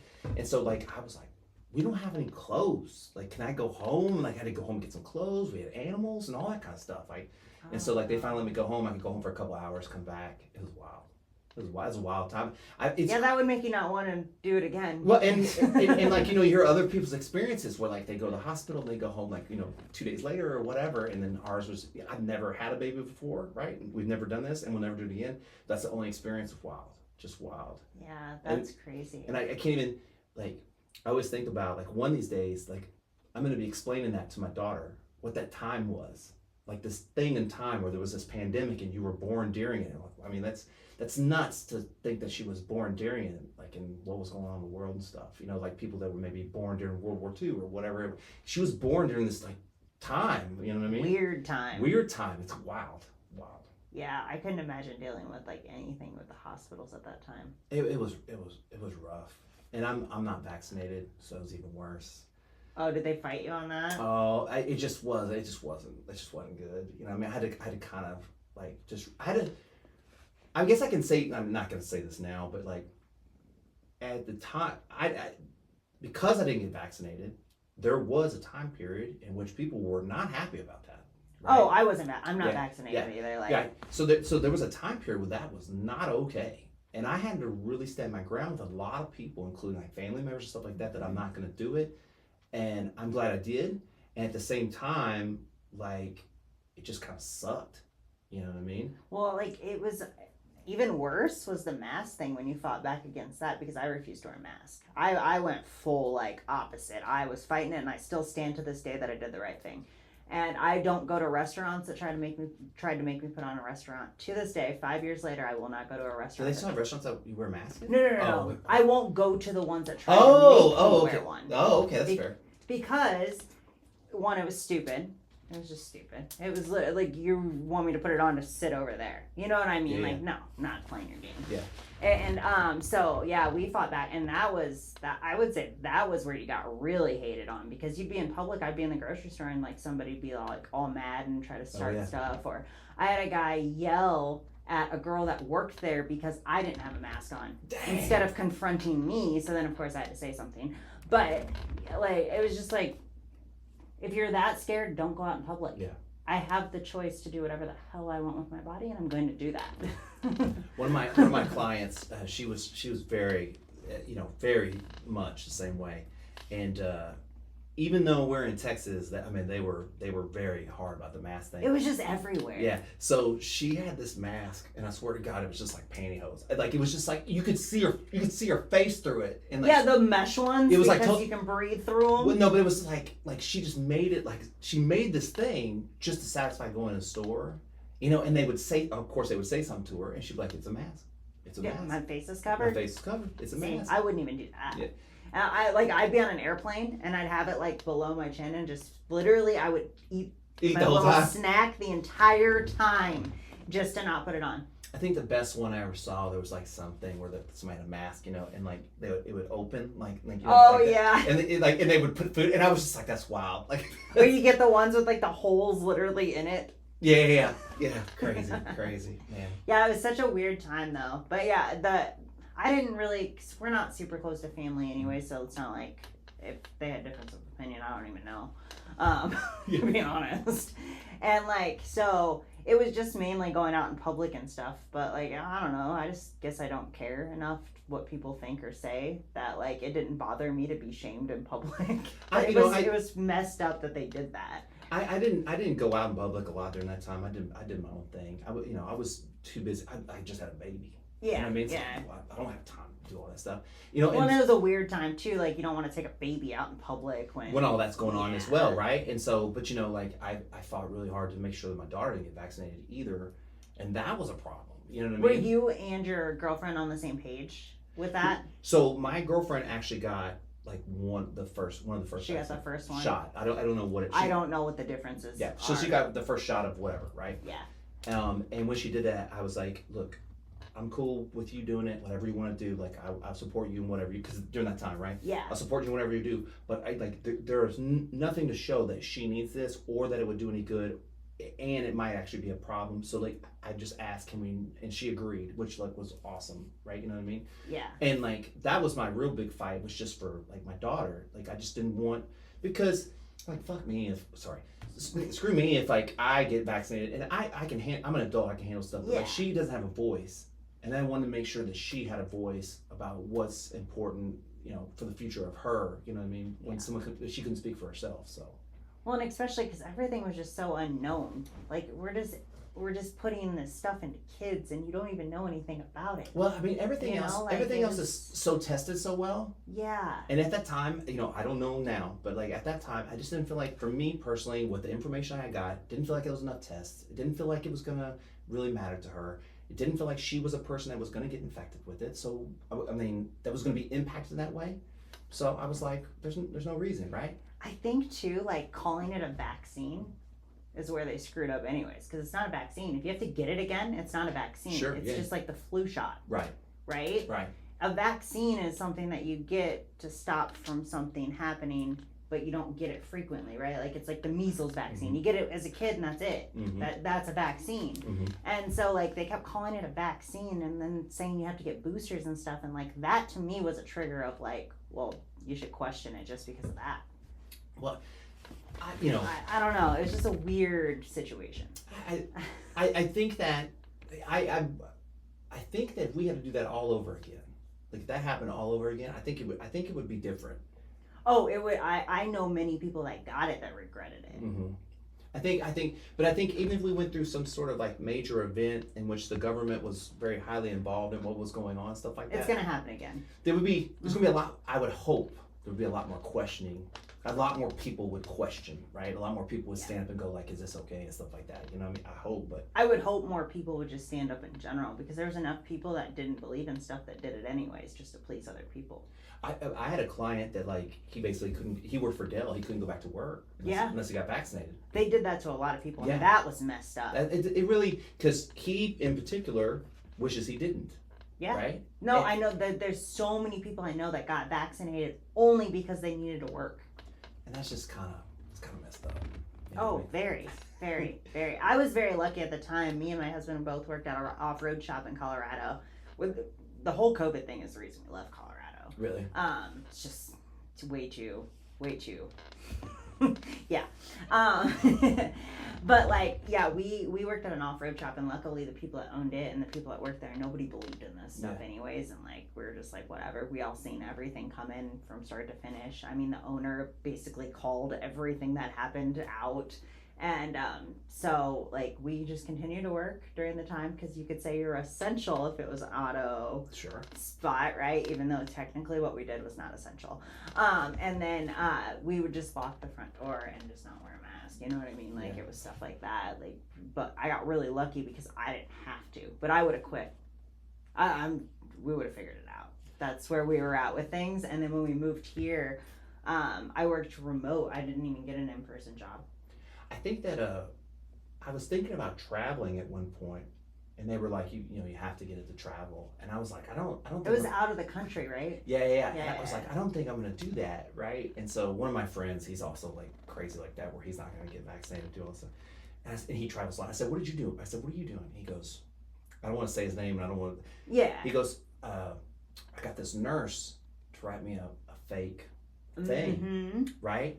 And I go, okay. I go, because I'm considering it, like, you know what I mean? Because I'm like, and I go, how much is that? And he's like, $1,000. And I was like, I'll just stay home for another 6 months. I'll just save my money for it. I'll hope that like maybe you won't need it. And like, turns out you didn't. You know what I mean? Turns right. Over time, like you just eventually it just goes away. It goes away. Yeah.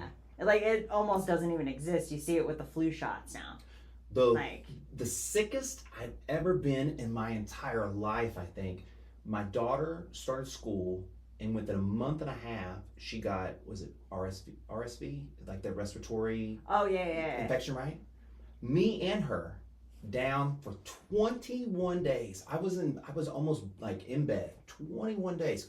Was weak, sick, everything. And I was like, this is way worse than any batch of COVID I had. And maybe it was COVID, but both me and her just sick. And I was like, ain't got no vaccine for this. Mm-hmm.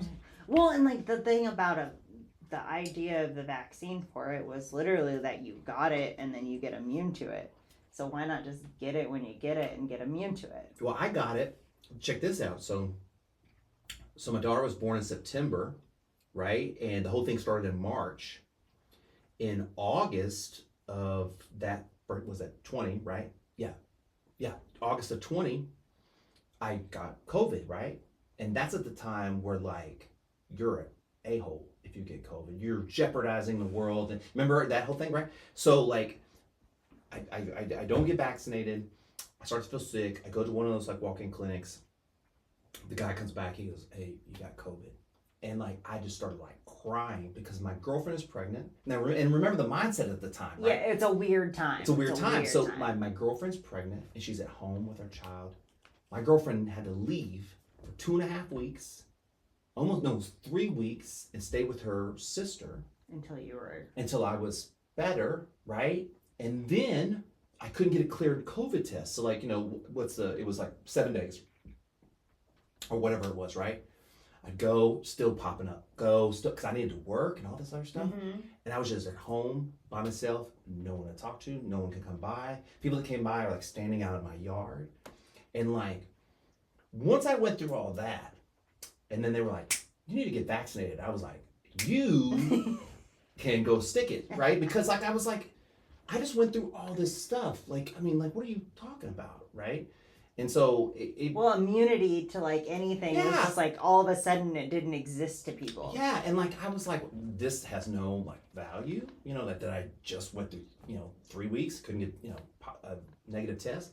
So anyway, so that kind of made me like really kind of dig in a little bit and go, man, I don't really think I want to get vaccinated, but again, it was the thought process, a different time, how I felt about it, all that stuff's way different now. You know what I mean? It's weird that, you talk about like, I don't know, like how messy that was at that time.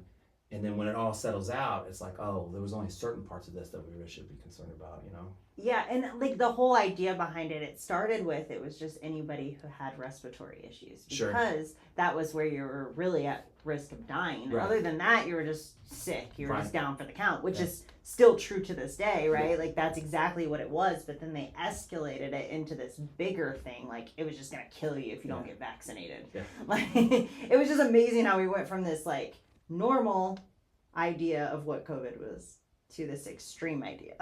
Well, I think, I do stuff online. I have stuff online. I'm online, but I try to like really monitor my online stuff. Yeah. And I think a lot of times when we spend a lot of time online, you spend a lot of time scrolling. Not only do you lose reality of your friends and stuff like that because you're not interacting with real people and having real conversations, but just what you take in starts to see like, oh, well, this is what it is. These are your new facts, right? These are your new, because you're not talking to your friends, you're not talking to other people, you're just looking at this, and it's also feeding you what it wants to feed you and the things it wants you to know. And so a lot of times I feel like that you can really tell when someone's kind of buying into a certain narrative or a certain thing because they probably spend a lot of time online. And it doesn't have to be something as controversial as COVID. It could be something. It could be something totally different. But it's like a rhetoric you kind of hear, and it's like, wow, like, one, you shouldn't spend probably so much time online, but two, where are your original thoughts off of that concept? Where are your original thoughts doing your own research? YouTube University, like where is you, instead of just being like force fed, where is you reinvesting into it and finding out about everything? You know what I mean? Like a lot of what we talked about today is about like bringing awareness to yourself, taking care of your own shit. Like what are you doing to make that happen? We have so many people that get riled up over fake news on social media. Isn't it like something when you see somebody share like a fake CNN thing? Well, I just, if I talk about this sometimes like on my social media. It's cool, like you want to post stuff or whatever, but like if you post something and you just know it's a fact, I got a problem. I mean, like, there's just no way to know. So, like, everything you post, like, you have to be able to go with a grain of salt. I don't know if this is real. And so I don't post very much, I don't repost very much stuff because I don't know what's real and what's not, Really, the only thing I know is real is my stuff. Like, you know what I mean? The stuff I'm posting. Right. I know that stuff's real. Other than that, I really don't know, Well, and like, I'll see something and I'll be like, is this even true?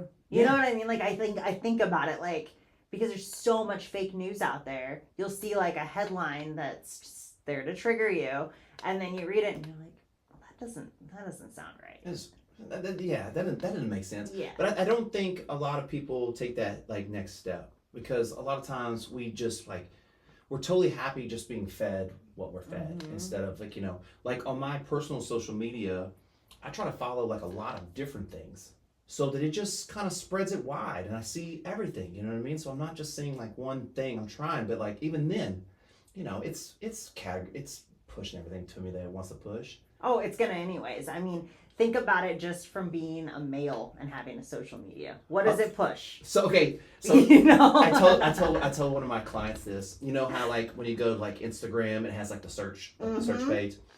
Like if you go to a guy's Instagram, it'll be like I'm just being silly, but mine's like this. It's like a sneakers, tattoos, and boobs. Yep. You know what I mean? Yep. My husband's is cars and boobs. Yeah, you know what I mean? Yep. And so like even if you're not trying, it's just like, do you like boobs? What I know you like boobs. Here's boobs. Like, I mean, it's just it's crazy. And so I'm sure for girls, it's like something in a similar way, right? It's like whatever you're into, and then food is what pops up on mine, and I don't even like search for food or anything. It's just food.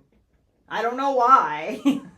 Are you into food? Are you a foodie? I mean, we are, but not to the extent of social media. I don't even really scroll. I'm the type of person that I post so much that like I maybe have an hour total all week that I actually scroll. And if I'm scrolling, you don't have time to scroll. I don't have time.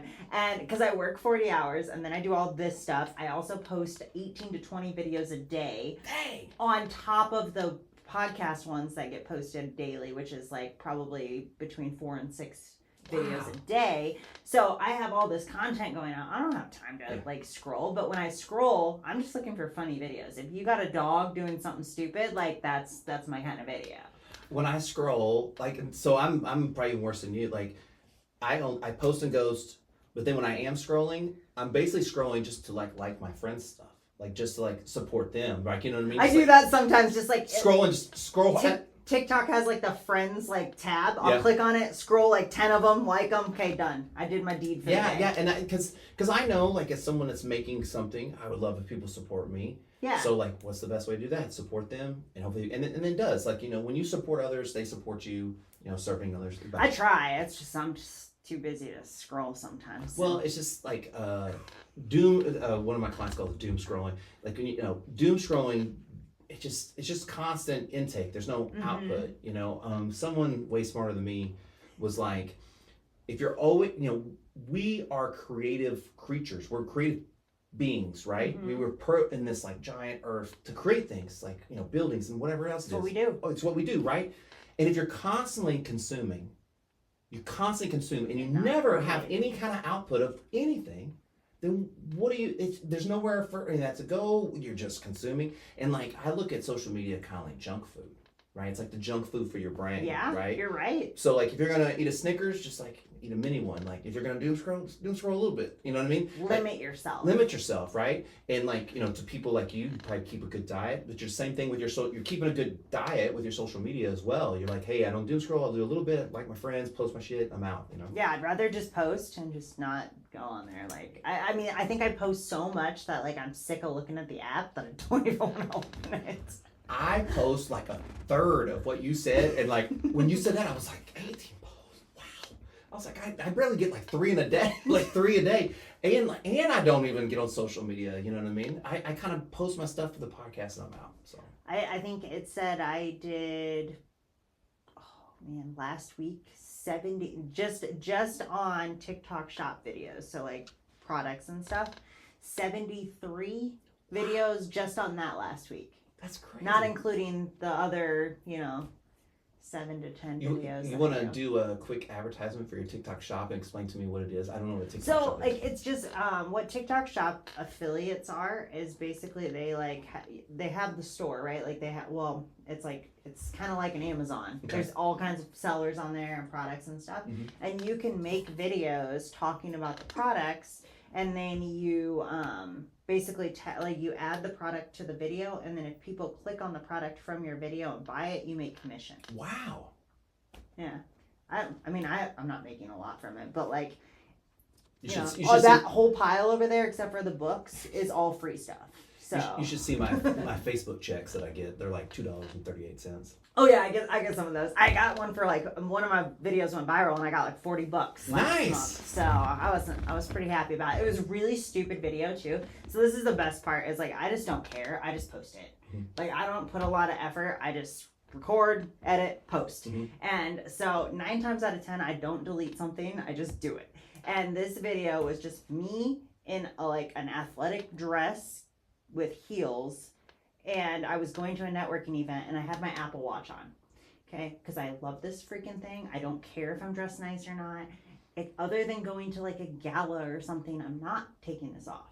I went to a wedding, I took it off, and I felt naked, and and my other watch didn't fit me anymore. So, but anyways, so I wear this for everything. So the joke was between like me and my husband joke all the time because he makes fun of me because I wear this with everything. And so like the joke was that I'm wearing an Apple Watch with a nice outfit, and it wasn't even that nice of an outfit because it was an athletic dress, but I don't care, it looked nice. And but anyways, that was the joke. And this it was literally just me like in the video and then words over top with some music, and it just took off. And it was a lot of like, there was a little bit of hate on there in the comments and stuff, like people like, oh, she thinks she's flexing an Apple Watch, when really it was a joke. And just stuff like that, which I love hate comments. I don't know if you do, but I love hate comments because hate fuels hate, which pushes your post. I'm not popular enough to get hate comments yet. I'm waiting for the day. I had one guy tell me that I don't know how to talk, but that's about as bad as this got, and I haven't had a lot of hate comments. I've had so many different ones, and I'm just like, whatever. I also think you tell me. Do you think that women they're more susceptible to hate? Yes. Comment. I think so. I don't look a lot at comments like that, but like I would think that like people would just. It's just easier, I think. I had an ex-girlfriend that was like heavily tattooed like me. And she was standing in line at a Starbucks, and some guy told her, he was like, what did he say? He said, he goes, I can't believe you did that. Like, no one's going to want to marry you. And I was like, who says things like this, right? And that was in real life. Why do you think your opinion is everybody else's anyways? Well, I mean, we're not together, and I would have married her, though. She's a great person, right? Yeah. But anyways, like, it's the fact that somebody had the balls to like say that to somebody in person. I can only imagine what they say in online comments. Like, you know what I mean? I had one that went real viral a few years ago on TikTok, and it was just like a voiceover, right? It was just something about like, well, if you can't afford this, then you got, or I'm out of your price range, or something stupid, right? Mm-hmm. I've been married. I've been with my husband for like 12 years. Like, we've been together forever. Like, it was just like a stupid video, right? Like, and he knows that. Like, I just posted it, and it triggered the heck out of some men. And it was all, troll men, like Right. ones that are ready to like put their comments in there. And like, there were so many comments saying, oh, no one's ever gonna marry her, like she's trash, blah blah blah, like all these just nasty comments. I mean, there were some of them I was just like, I just laughed my ass off, because like they especially like when you're talking about like never getting married, and I'm literally happily married. Yeah. Like, it's My my ex, this is totally tangential, but my ex-wife, before she left, one of the last things she said to me, she's like, I was 42 at the time. She said, "You're 42 years old and no one's gonna want to be with you." And then now I have a baby, so I guess somebody wanted to be with me. It's amazing. And like, the problem I think a lot of people have is you're a little sensitive to these comments when you shouldn't be, because honestly, not everyone's gonna like you. No, That's- no, and like, I mean, like, to be honest, like, in the moment, because at the time I was married and she was my wife and we were involved, it was I was like, she's right. That's Like, and that's even worse too, because she knows you. Yeah. There's a different relationship there, but when it's people you don't know. But then, once I grew as a person out of that kind of experience of getting divorced and everything that happened, like, now it's like, it's laughable, right? Even if I didn't have my girlfriend, even if I didn't have my daughter, I wouldn't feel that way. I wouldn't feel like that no one wants me. I would feel like that, like, I mean, she missed out, to be honest, you know what I mean? But there's a difference when you build confidence in yourself. When you work through stuff, you better yourself, you have a different kind of confidence. You've built the discipline to show yourself that you can show up in any situation. You know where you stand with yourself. So that confidence that you've built doesn't reflect on anybody else. You don't need validation from other people, because you know who you are, and the people that know who you are and love you are going to be there regardless, and the ones that don't, you're just like, whatever. Yeah, like, I was in my life, I've been very much like a people pleaser. You know what I mean? Like, I was like that for a long time. I think that's a good thing. Like, when we talk about like, service to others, like, like, I want people to be happy, but I had to like get the difference between service to others and being good to others and people pleasing and what that looks like. And once I kind of got a better balance of that, to your point, like, some people fall off because they want you to please them. And some people stay because they're like, some of my friends were like, well, you don't seem any different to me. You know what I mean? Yeah. But those people probably had a different relationship with me than the people that fell off. The people that fell off were probably the people that were, for lack of a better word, like using me, my people pleasing to service them. And when I stopped doing it, they were like, well, I had no need for you. And that sucked, you know what I mean? Because you lose people out of your life like that. When it kind of hurts a little bit, right? Especially if you don't realize that that's what they're doing until that happens. Well, so what I found out inside my divorce was that my ex-wife and my best friend were the exact same people. They were in my life. They had the same role, right? Oh. So when I lost my ex-wife, I also lost my best friend at the same time, right? And that was really tough. You know what I mean? Because you go, okay, so I'm losing my wife. I'll just go to my best friend for like support, and then he's gone, and I'm like, oh. And you're like, wait a minute, I don't have anyone. Yeah, I don't have anyone. And but like I think that's what I needed, right? You know what I mean? It's weird, the blessings and the gifts and the way they come. But at that moment, even though it was nothing that I wanted, it was everything that I needed. And retrospectively, I can look at that, and that made me a stronger person and better. And then, it made me live more moment to moment and not to get overwhelmed and stuff like that, because I made it through this event, another event. And I think that sometimes, when something challenging comes along, we just kind of go, we just stop, or, like imposter syndrome, quit, whatever. And those, again, the challenging events, working through the podcast, figuring it out, it just makes you go, well, God, like if I can figure out this scenario, I can figure out this scenario. And if I can figure out this scenario, I can probably figure out this scenario.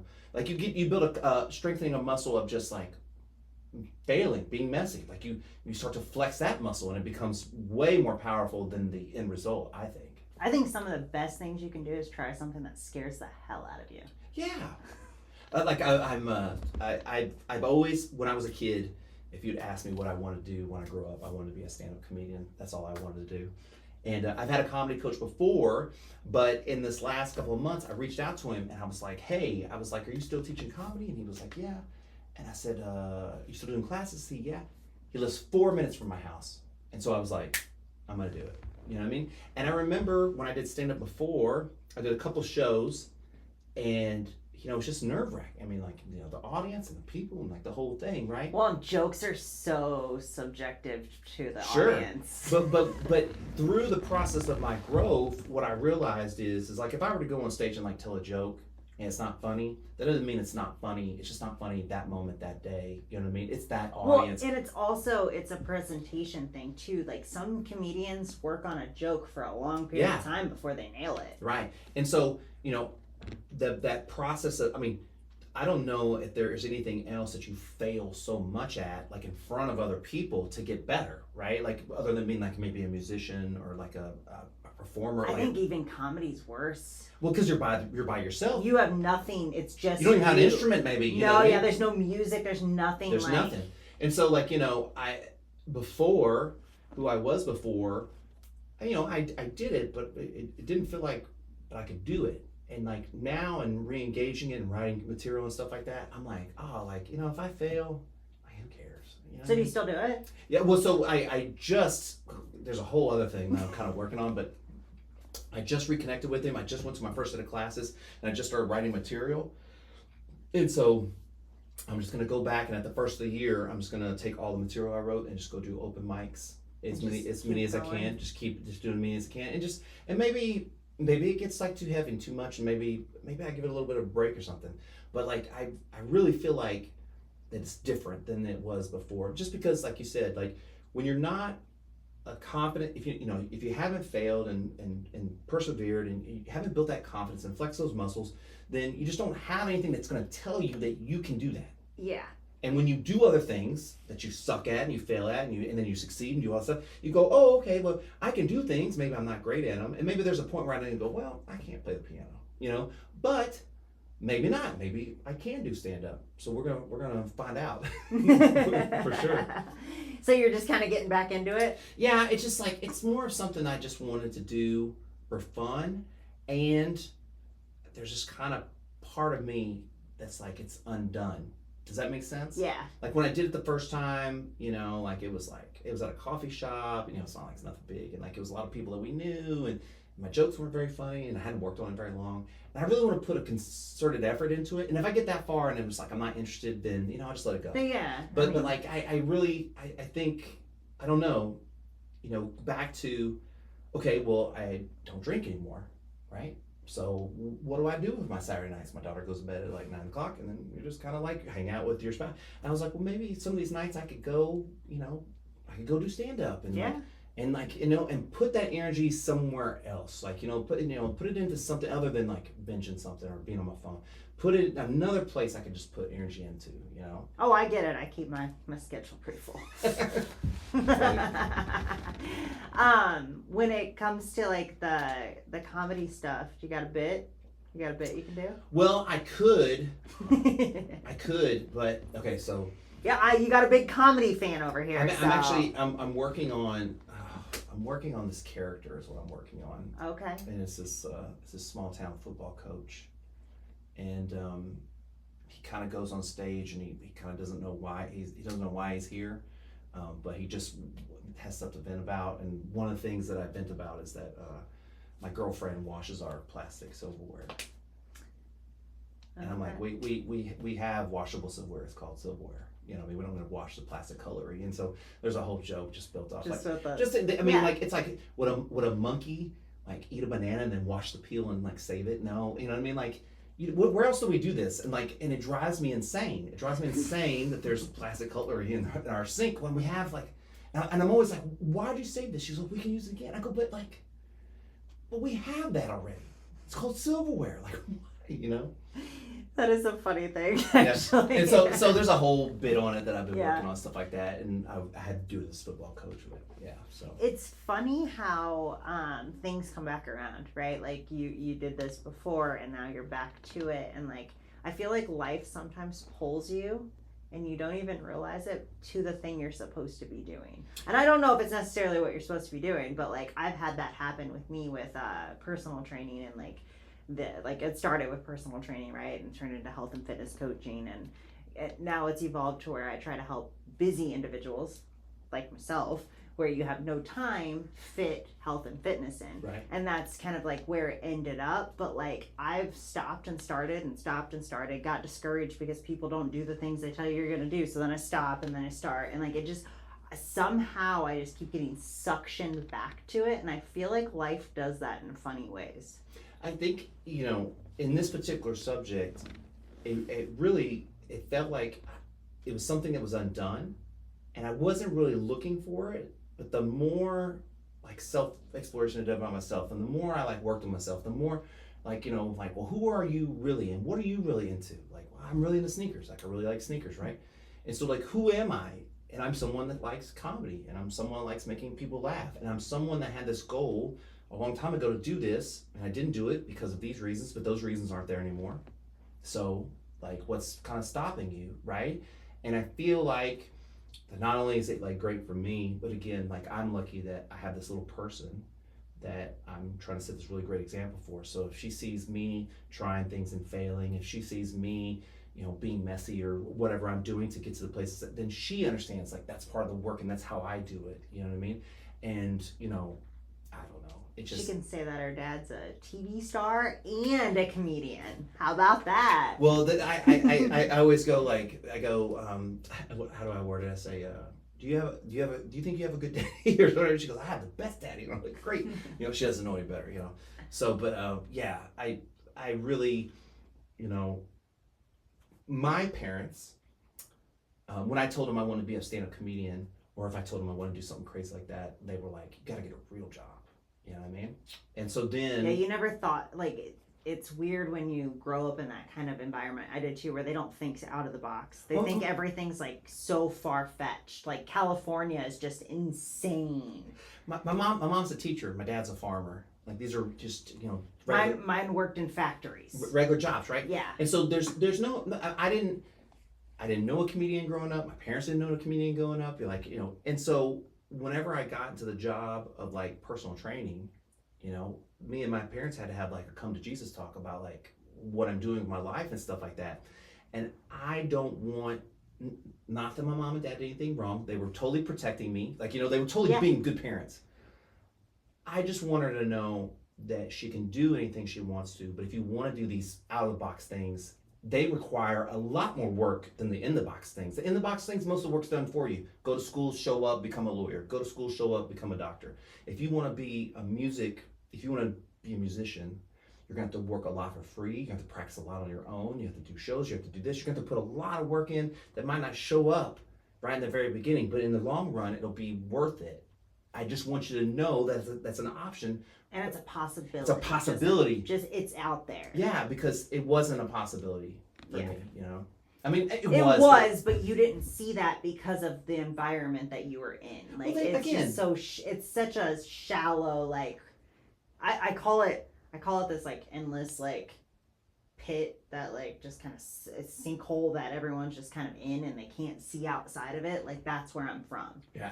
Yeah. And again, like, I don't think my parents are doing anything wrong, and I think they wanted the best for me, and so that's why they did that, right? But like, the world's also different than, I was born in 1976. The world's different than it was in 1994. Yeah. You know what I mean? Like, there's YouTube. Like, It's YouTube, completely different. it's completely different. So, the possibility of her doing that or whatever, there's more artists in general, doing art in general, being creative in general has a space now to display your art and show what you do and things like that. We didn't have that in 1994. Oh, social media has changed everything. Right. And in that particular, it's fantastic, right? There's always real great parts about social media. I'm just not crazy about the not great parts. And the unfortunate part But isn't everything like that, right? Yeah. And you building that awareness around for it in your life is what decides what's good and bad, right? You know what I mean? Like, And so, me having one drink on a Saturday isn't a problem for me. For somebody else, it could be a total. It could end their life. It could be the beginning of the downfall. Right. You know what I mean? So yeah. Yeah, and it all varies person to person. I think a big thing people need to see more is that we have more choices than we even realize. Mm-hmm. I think a lot of people miss that. A lot of people miss that they have a choice in everything they do. Not every situation that happens. Sometimes, someone passing away is a good example. Like, you can't stop that from happening, Mm-hmm. right? But you can make choices to deal with it a certain way. Mm-hmm. That's just, and most things in your life, like, there's been some crappy situations I've been in, and I can look at it and I'm like, I put myself in that position. Oh yeah. You know what I mean? Mm-hmm. And like, if you can see that, you realize that you have more choices than you think, and you can start making better ones. Yeah, I think that's the other thing too. I think a lot of times, to your point, like if people are so deep in the hole, they don't believe there's any choices. Yeah, they're just stuck. It's just it. This is what it is, right? Yep. And like it's not like that. I mean, it can be like you could be in a situation that you don't have very many choices. You can be. But one of my favorite books is called Man's Search for Meaning. Uh-huh. It's by Viktor Frankl. He's a famous guy. Anyways, and it's his account of being in the Holocaust. And basically in the book, he was like, the one choice you always have is how you show up in your mind, like how you think. You have that choice always, no matter how bad it is. And the Holocaust is a really good example of how bad it can be, right? You literally have no choices Right. in what you do every day. It's the worst, right? And he made it through that by kind of living this philosophy, and that's kind of what the book's about, and so it's your mind. yeah, because it's so cliche, the one thing nobody can take from you is your mind, right? But like you have to like work on it, take care of it, and do all the things, right? Like you can't just abuse it with social media constantly. You have to do other things to nurture it and have it be good, and that's kind of in my aging stuff that I do with my clients. That's the mind stuff that we do, right? Is like, how do we help your mind age well, right? By not focusing on this negative stuff, having, being grateful. Well, it's what you surround yourself with, right? Your environment shapes so much of your thoughts and 100%. everything. The people you surround yourself, the people that you spend every day with. If you're in a job that you hate and the people that you hate, like, leave the job, find a different one. Like, there's options. It might make life harder, but there are always options. Well, I had this girl on my podcast one time, and she basically quit her job to become an artist, right? That's rough. Yeah. That's rough. But, like, she did it. Now, she had to really adjust her lifestyle, right? Because, she's not a famous artist, so she's not making a ton of money. And I think a lot of times we get jobs because we need money.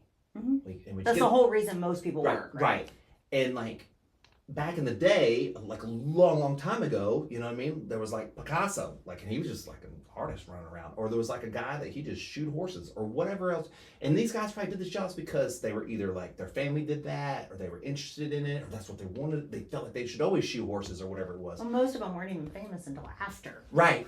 So they did what they felt like their purpose was, you know what I mean? And somewhere along the way where we had to like make money, your purpose kind of got put to the side to make money first, right? So like with a lot of my clients, I'm like, if you're not doing something you love, like currently for your work, then we need to find something to do that you love too, right? Like, and that would be amazing if it could be your job, but like maybe it's not. Maybe it's just in a lot of cases that isn't the case. Yeah, maybe just be your hobby, but like we gotta have somewhere to put some positive energy out.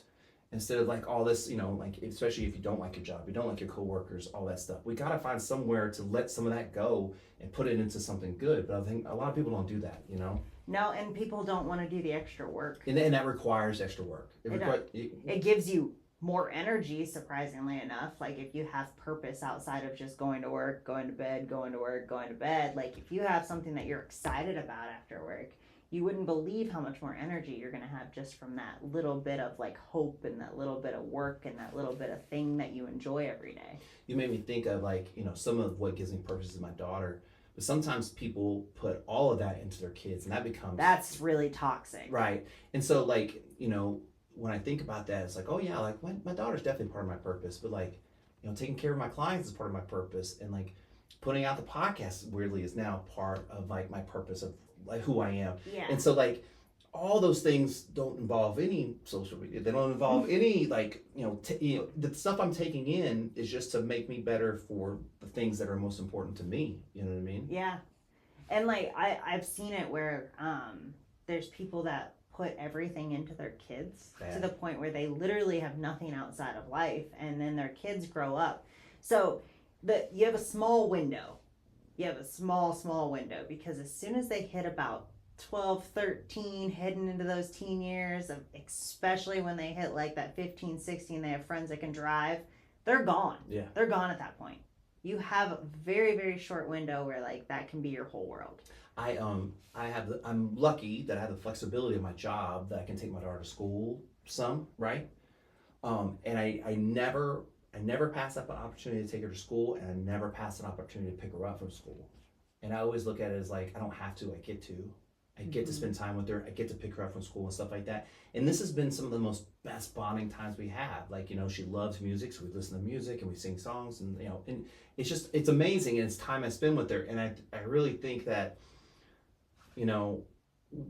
we think about with our kids, like these big events, these big things, like, all this big stuff that, the sporting events they have to go to, the Christmas and all that kind of stuff. The dances, all the things. But really, you're with them like every day.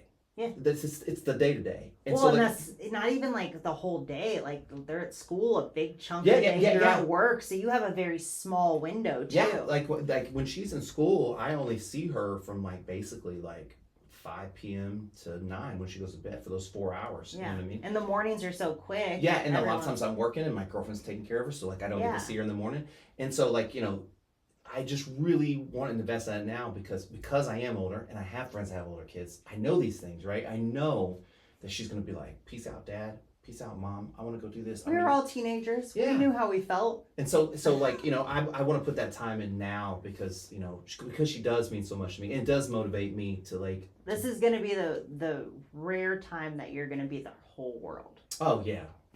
And for a while, I was like, oh, I can't wait till I'm not her whole world. It's like we go to like an indoor play place or whatever, and then like she'd be like, well, Daddy, will you play with me? I was like, why don't you make some friends?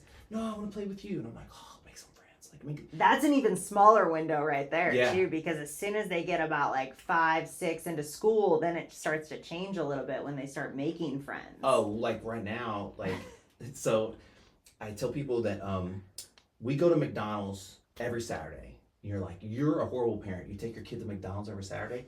The only person that's suffering is me because, right, she just wants to go to play on the indoor playgrounds. She doesn't eat. We get food, but she doesn't eat it. I eat. So I end up eating McDonald's, and she ends up like she will all take this for the play place. And because she'll go, Daddy, I want to go to the play place so I can make friends. I want to go meet some new people. I want to go make friends. I'm like, okay. I go, but understand we might not make friends today. She's like, cool. You know what I mean? But she always wants to make friends. So it's already starting. She's such a little people person. She loves people so much. You know what I mean? And you want to encourage that. Oh, yeah.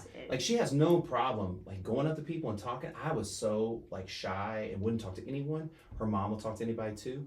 And so it's just been so great because like I want her to have a voice. Like, like I tell people all the time, like this sounds bad, but like my relationship with girls changed after I had a daughter, which I think is totally normal for maybe a guy, whatever. Yeah. But like the way like I approach everything about the women in my life has like totally changed, and that's because of her too.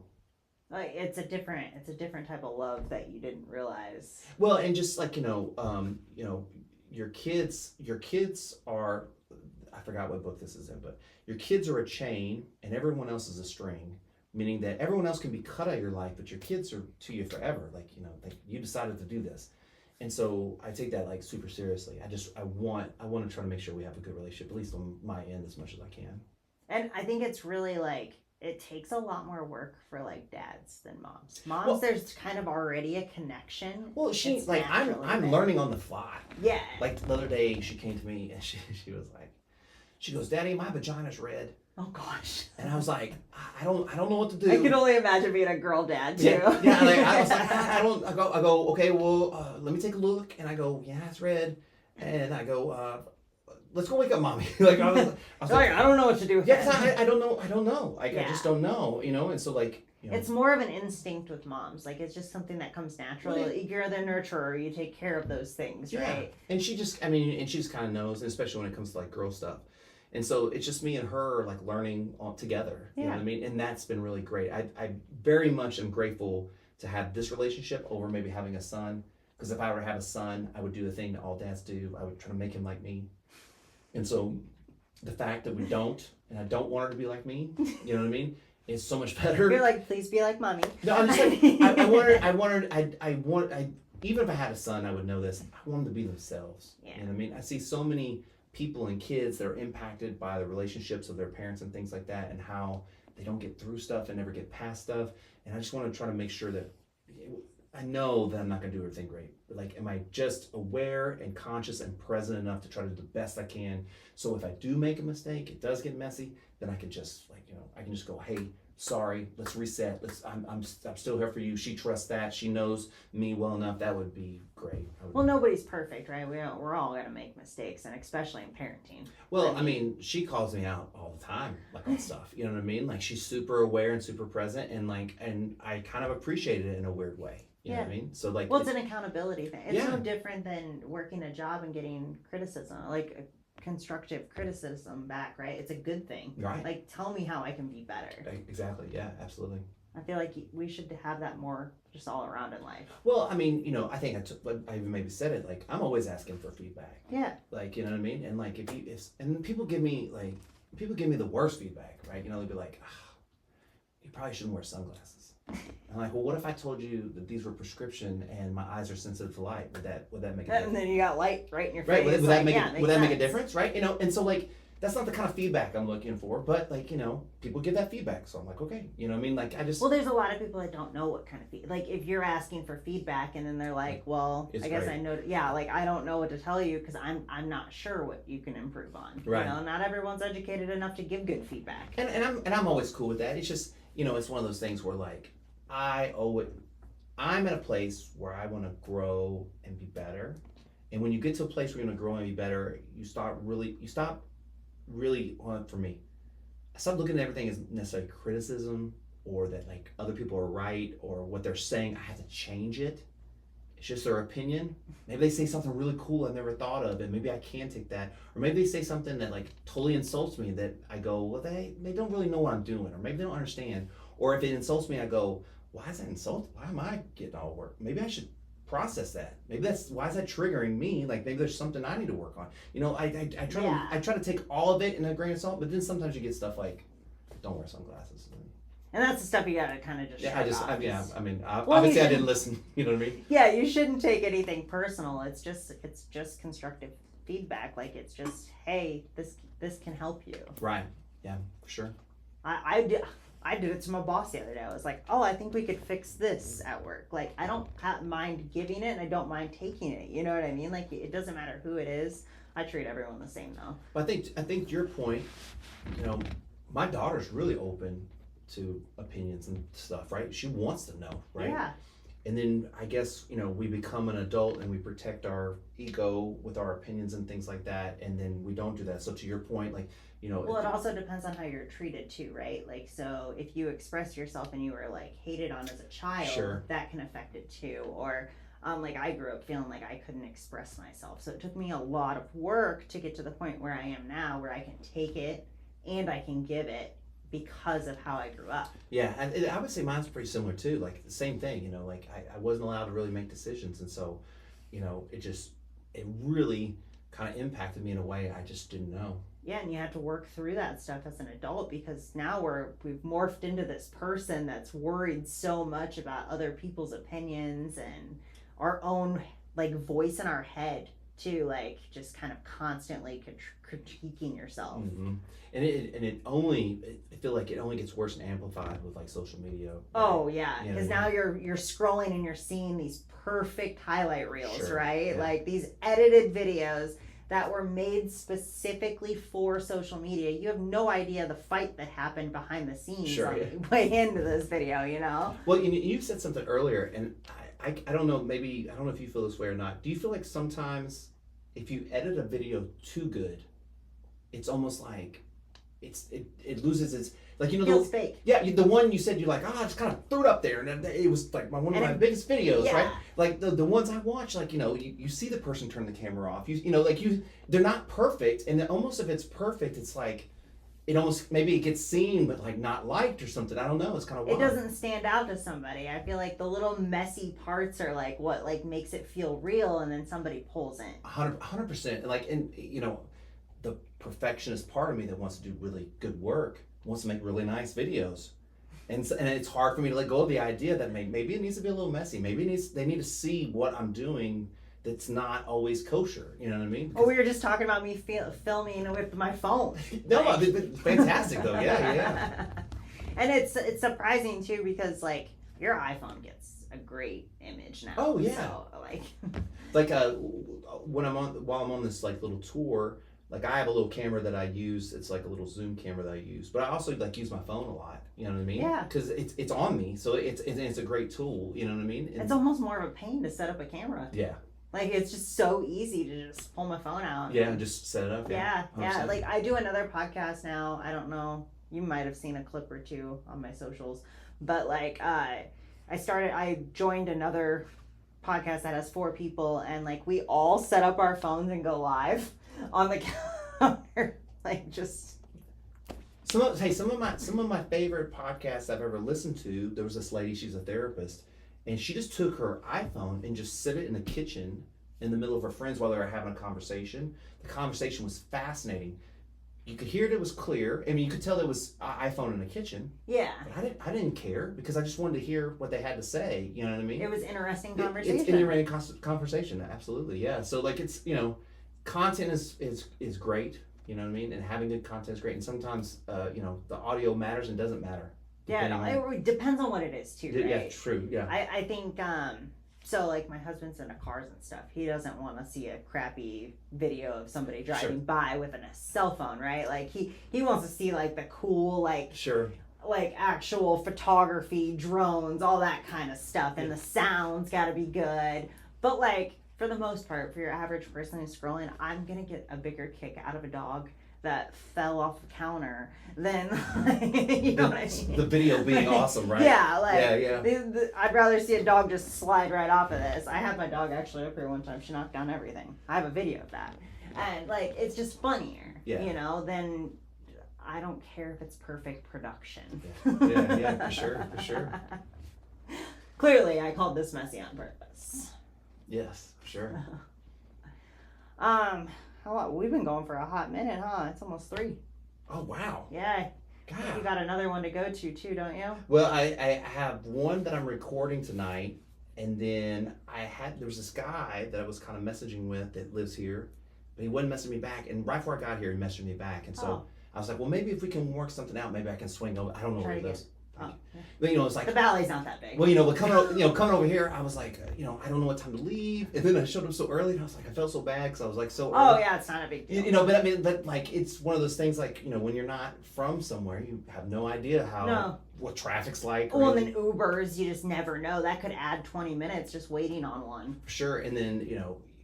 Right now there's this whole strikes, you know, the Congress is out, right? Oh, and so yeah. There's the whole strike thing going, so that the airports, like I'm like, well, if I go to the airport, like, is it going to be backed up? I don't know. I'm going like 2 hours early to make sure, and like it's been like I get in there like 30 minutes. I'm like, oh, it's like nothing. Nothing, and I was like, what? The Vegas airport's the best. Like quick. Very, very quick. Awesome. I've never had to be there super early. We usually have like 20, 30 minutes, and like we end up waiting. I fly to California tomorrow. Oh, okay. And so, like, that's a quick shot, though. Oh, yeah. Yeah. Definitely. It's like an hour, I think. And it's in the middle of the week. Yeah, you'll be so quick. Yeah. Sure. All right, well, we'll wrap up. Do you want to finish with any last messages or anything? A little piece of advice. Well, I guess I could do my whole shtick, kind of like what I do. I always tell people, like, you know, find ways to just be the best version of yourself so you can be good for everybody else. Right? So like when I wrap up my podcast, I'll always ask people like, what do you do to be the best version of yourself? And the things that I do to be the best version of myself is, you know, like real basic stuff. Drink plenty of water, get plenty of sleep, try to eat good food, try to serve other people, try to be a good person, you know, these are simple things, right? And so, you know, you might do these things and like visually and physically you might not look like an Adonis, but your body's going to feel better, you're going to feel better, and you're going to show up better for the people around you. And really, ultimately, the best gift you can give people is, you know, the experience that they have with you, right? You know what I mean? Like the interaction they have with you. And if it's shitty, then they didn't have, you know, they go on carrying that. Yeah. But if you leave them with a good feeling, you know, I love to go into like a gas station, just ask the gas attendant how they're doing. You know, I mean, people are just like, you know, shoving cigarettes in their face all day and behind stuff, not even asking them how they're doing. And like, they're people too. And like, just anytime you get that moment. So like, yeah, like I try to do the things that make me the best version of myself. So when I show up in the real world for everybody else, that they have a good experience with me. And that's the only way to live, man. Like, you just gotta, my husband was making fun of me because like I laugh just like in conversation sometimes. Might not be the funniest joke, but it made them feel good that they thought they were funny, right? Yeah, sure. Like, I just stuff like that, and he's like, why do you have to be like a golden retriever? I was like, it makes other people feel good. Yeah. You know? If I changed one person's day just by being nice in the grocery store. You're engaged, you're present with them. Yeah. There's no greater feeling than just like the ability to be present with another person and really just them, both people be there. You know what I mean? Yeah. I mean, it probably happens a lot romantically. We think of it romantically, but like, you know, like when you have good conversations with people, you meet some random guy on the plane, you have a good conversation with him or whatever else it is, right? But you have to show up for those things. And a lot of people, they're like, well, I don't have any of that. They also don't show up that way. You don't show up for that. You know what I mean? Like you're showing up for someone to do it for you or someone to help you. Well, how are you showing up, you know, That's for that? such a selfish way to look at it too. Like, it's all about you. Well, have you ever thought that you don't know what that person's going through and maybe laughing at their joke changed their entire day?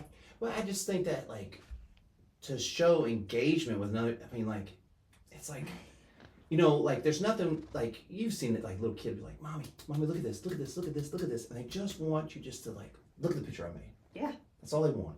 And tell them that that's really cool. I'm sure you worked really hard on that. That's all they want. And weirdly, as adults, we want like very similar things, right? So why can't you? Why, you know, when that person tells you a joke, why can't you just say, hey man, that was funny? You know what I mean? Like, you don't even have to like say anything. Yeah, just a simple smile or a little giggle or whatever. Yeah, I mean, like everything, you know, appreciation is really kind of, you know, in a way of what you're looking for. You know, I appreciate that someone shared this with me, that they felt that I would think it's funny. I look at it all like that. You know, when people spend time with me, I look at it as like, wow, they chose to spend the time they have with me. Even if they're not totally present for that time, they chose to spend it with me, so I should feel grateful and I should give them a great experience as well. It's that simple. And we just need a little more of that. Yeah. Awesome. Just a simple smile. All right, guys, until next time. Bye. Bye.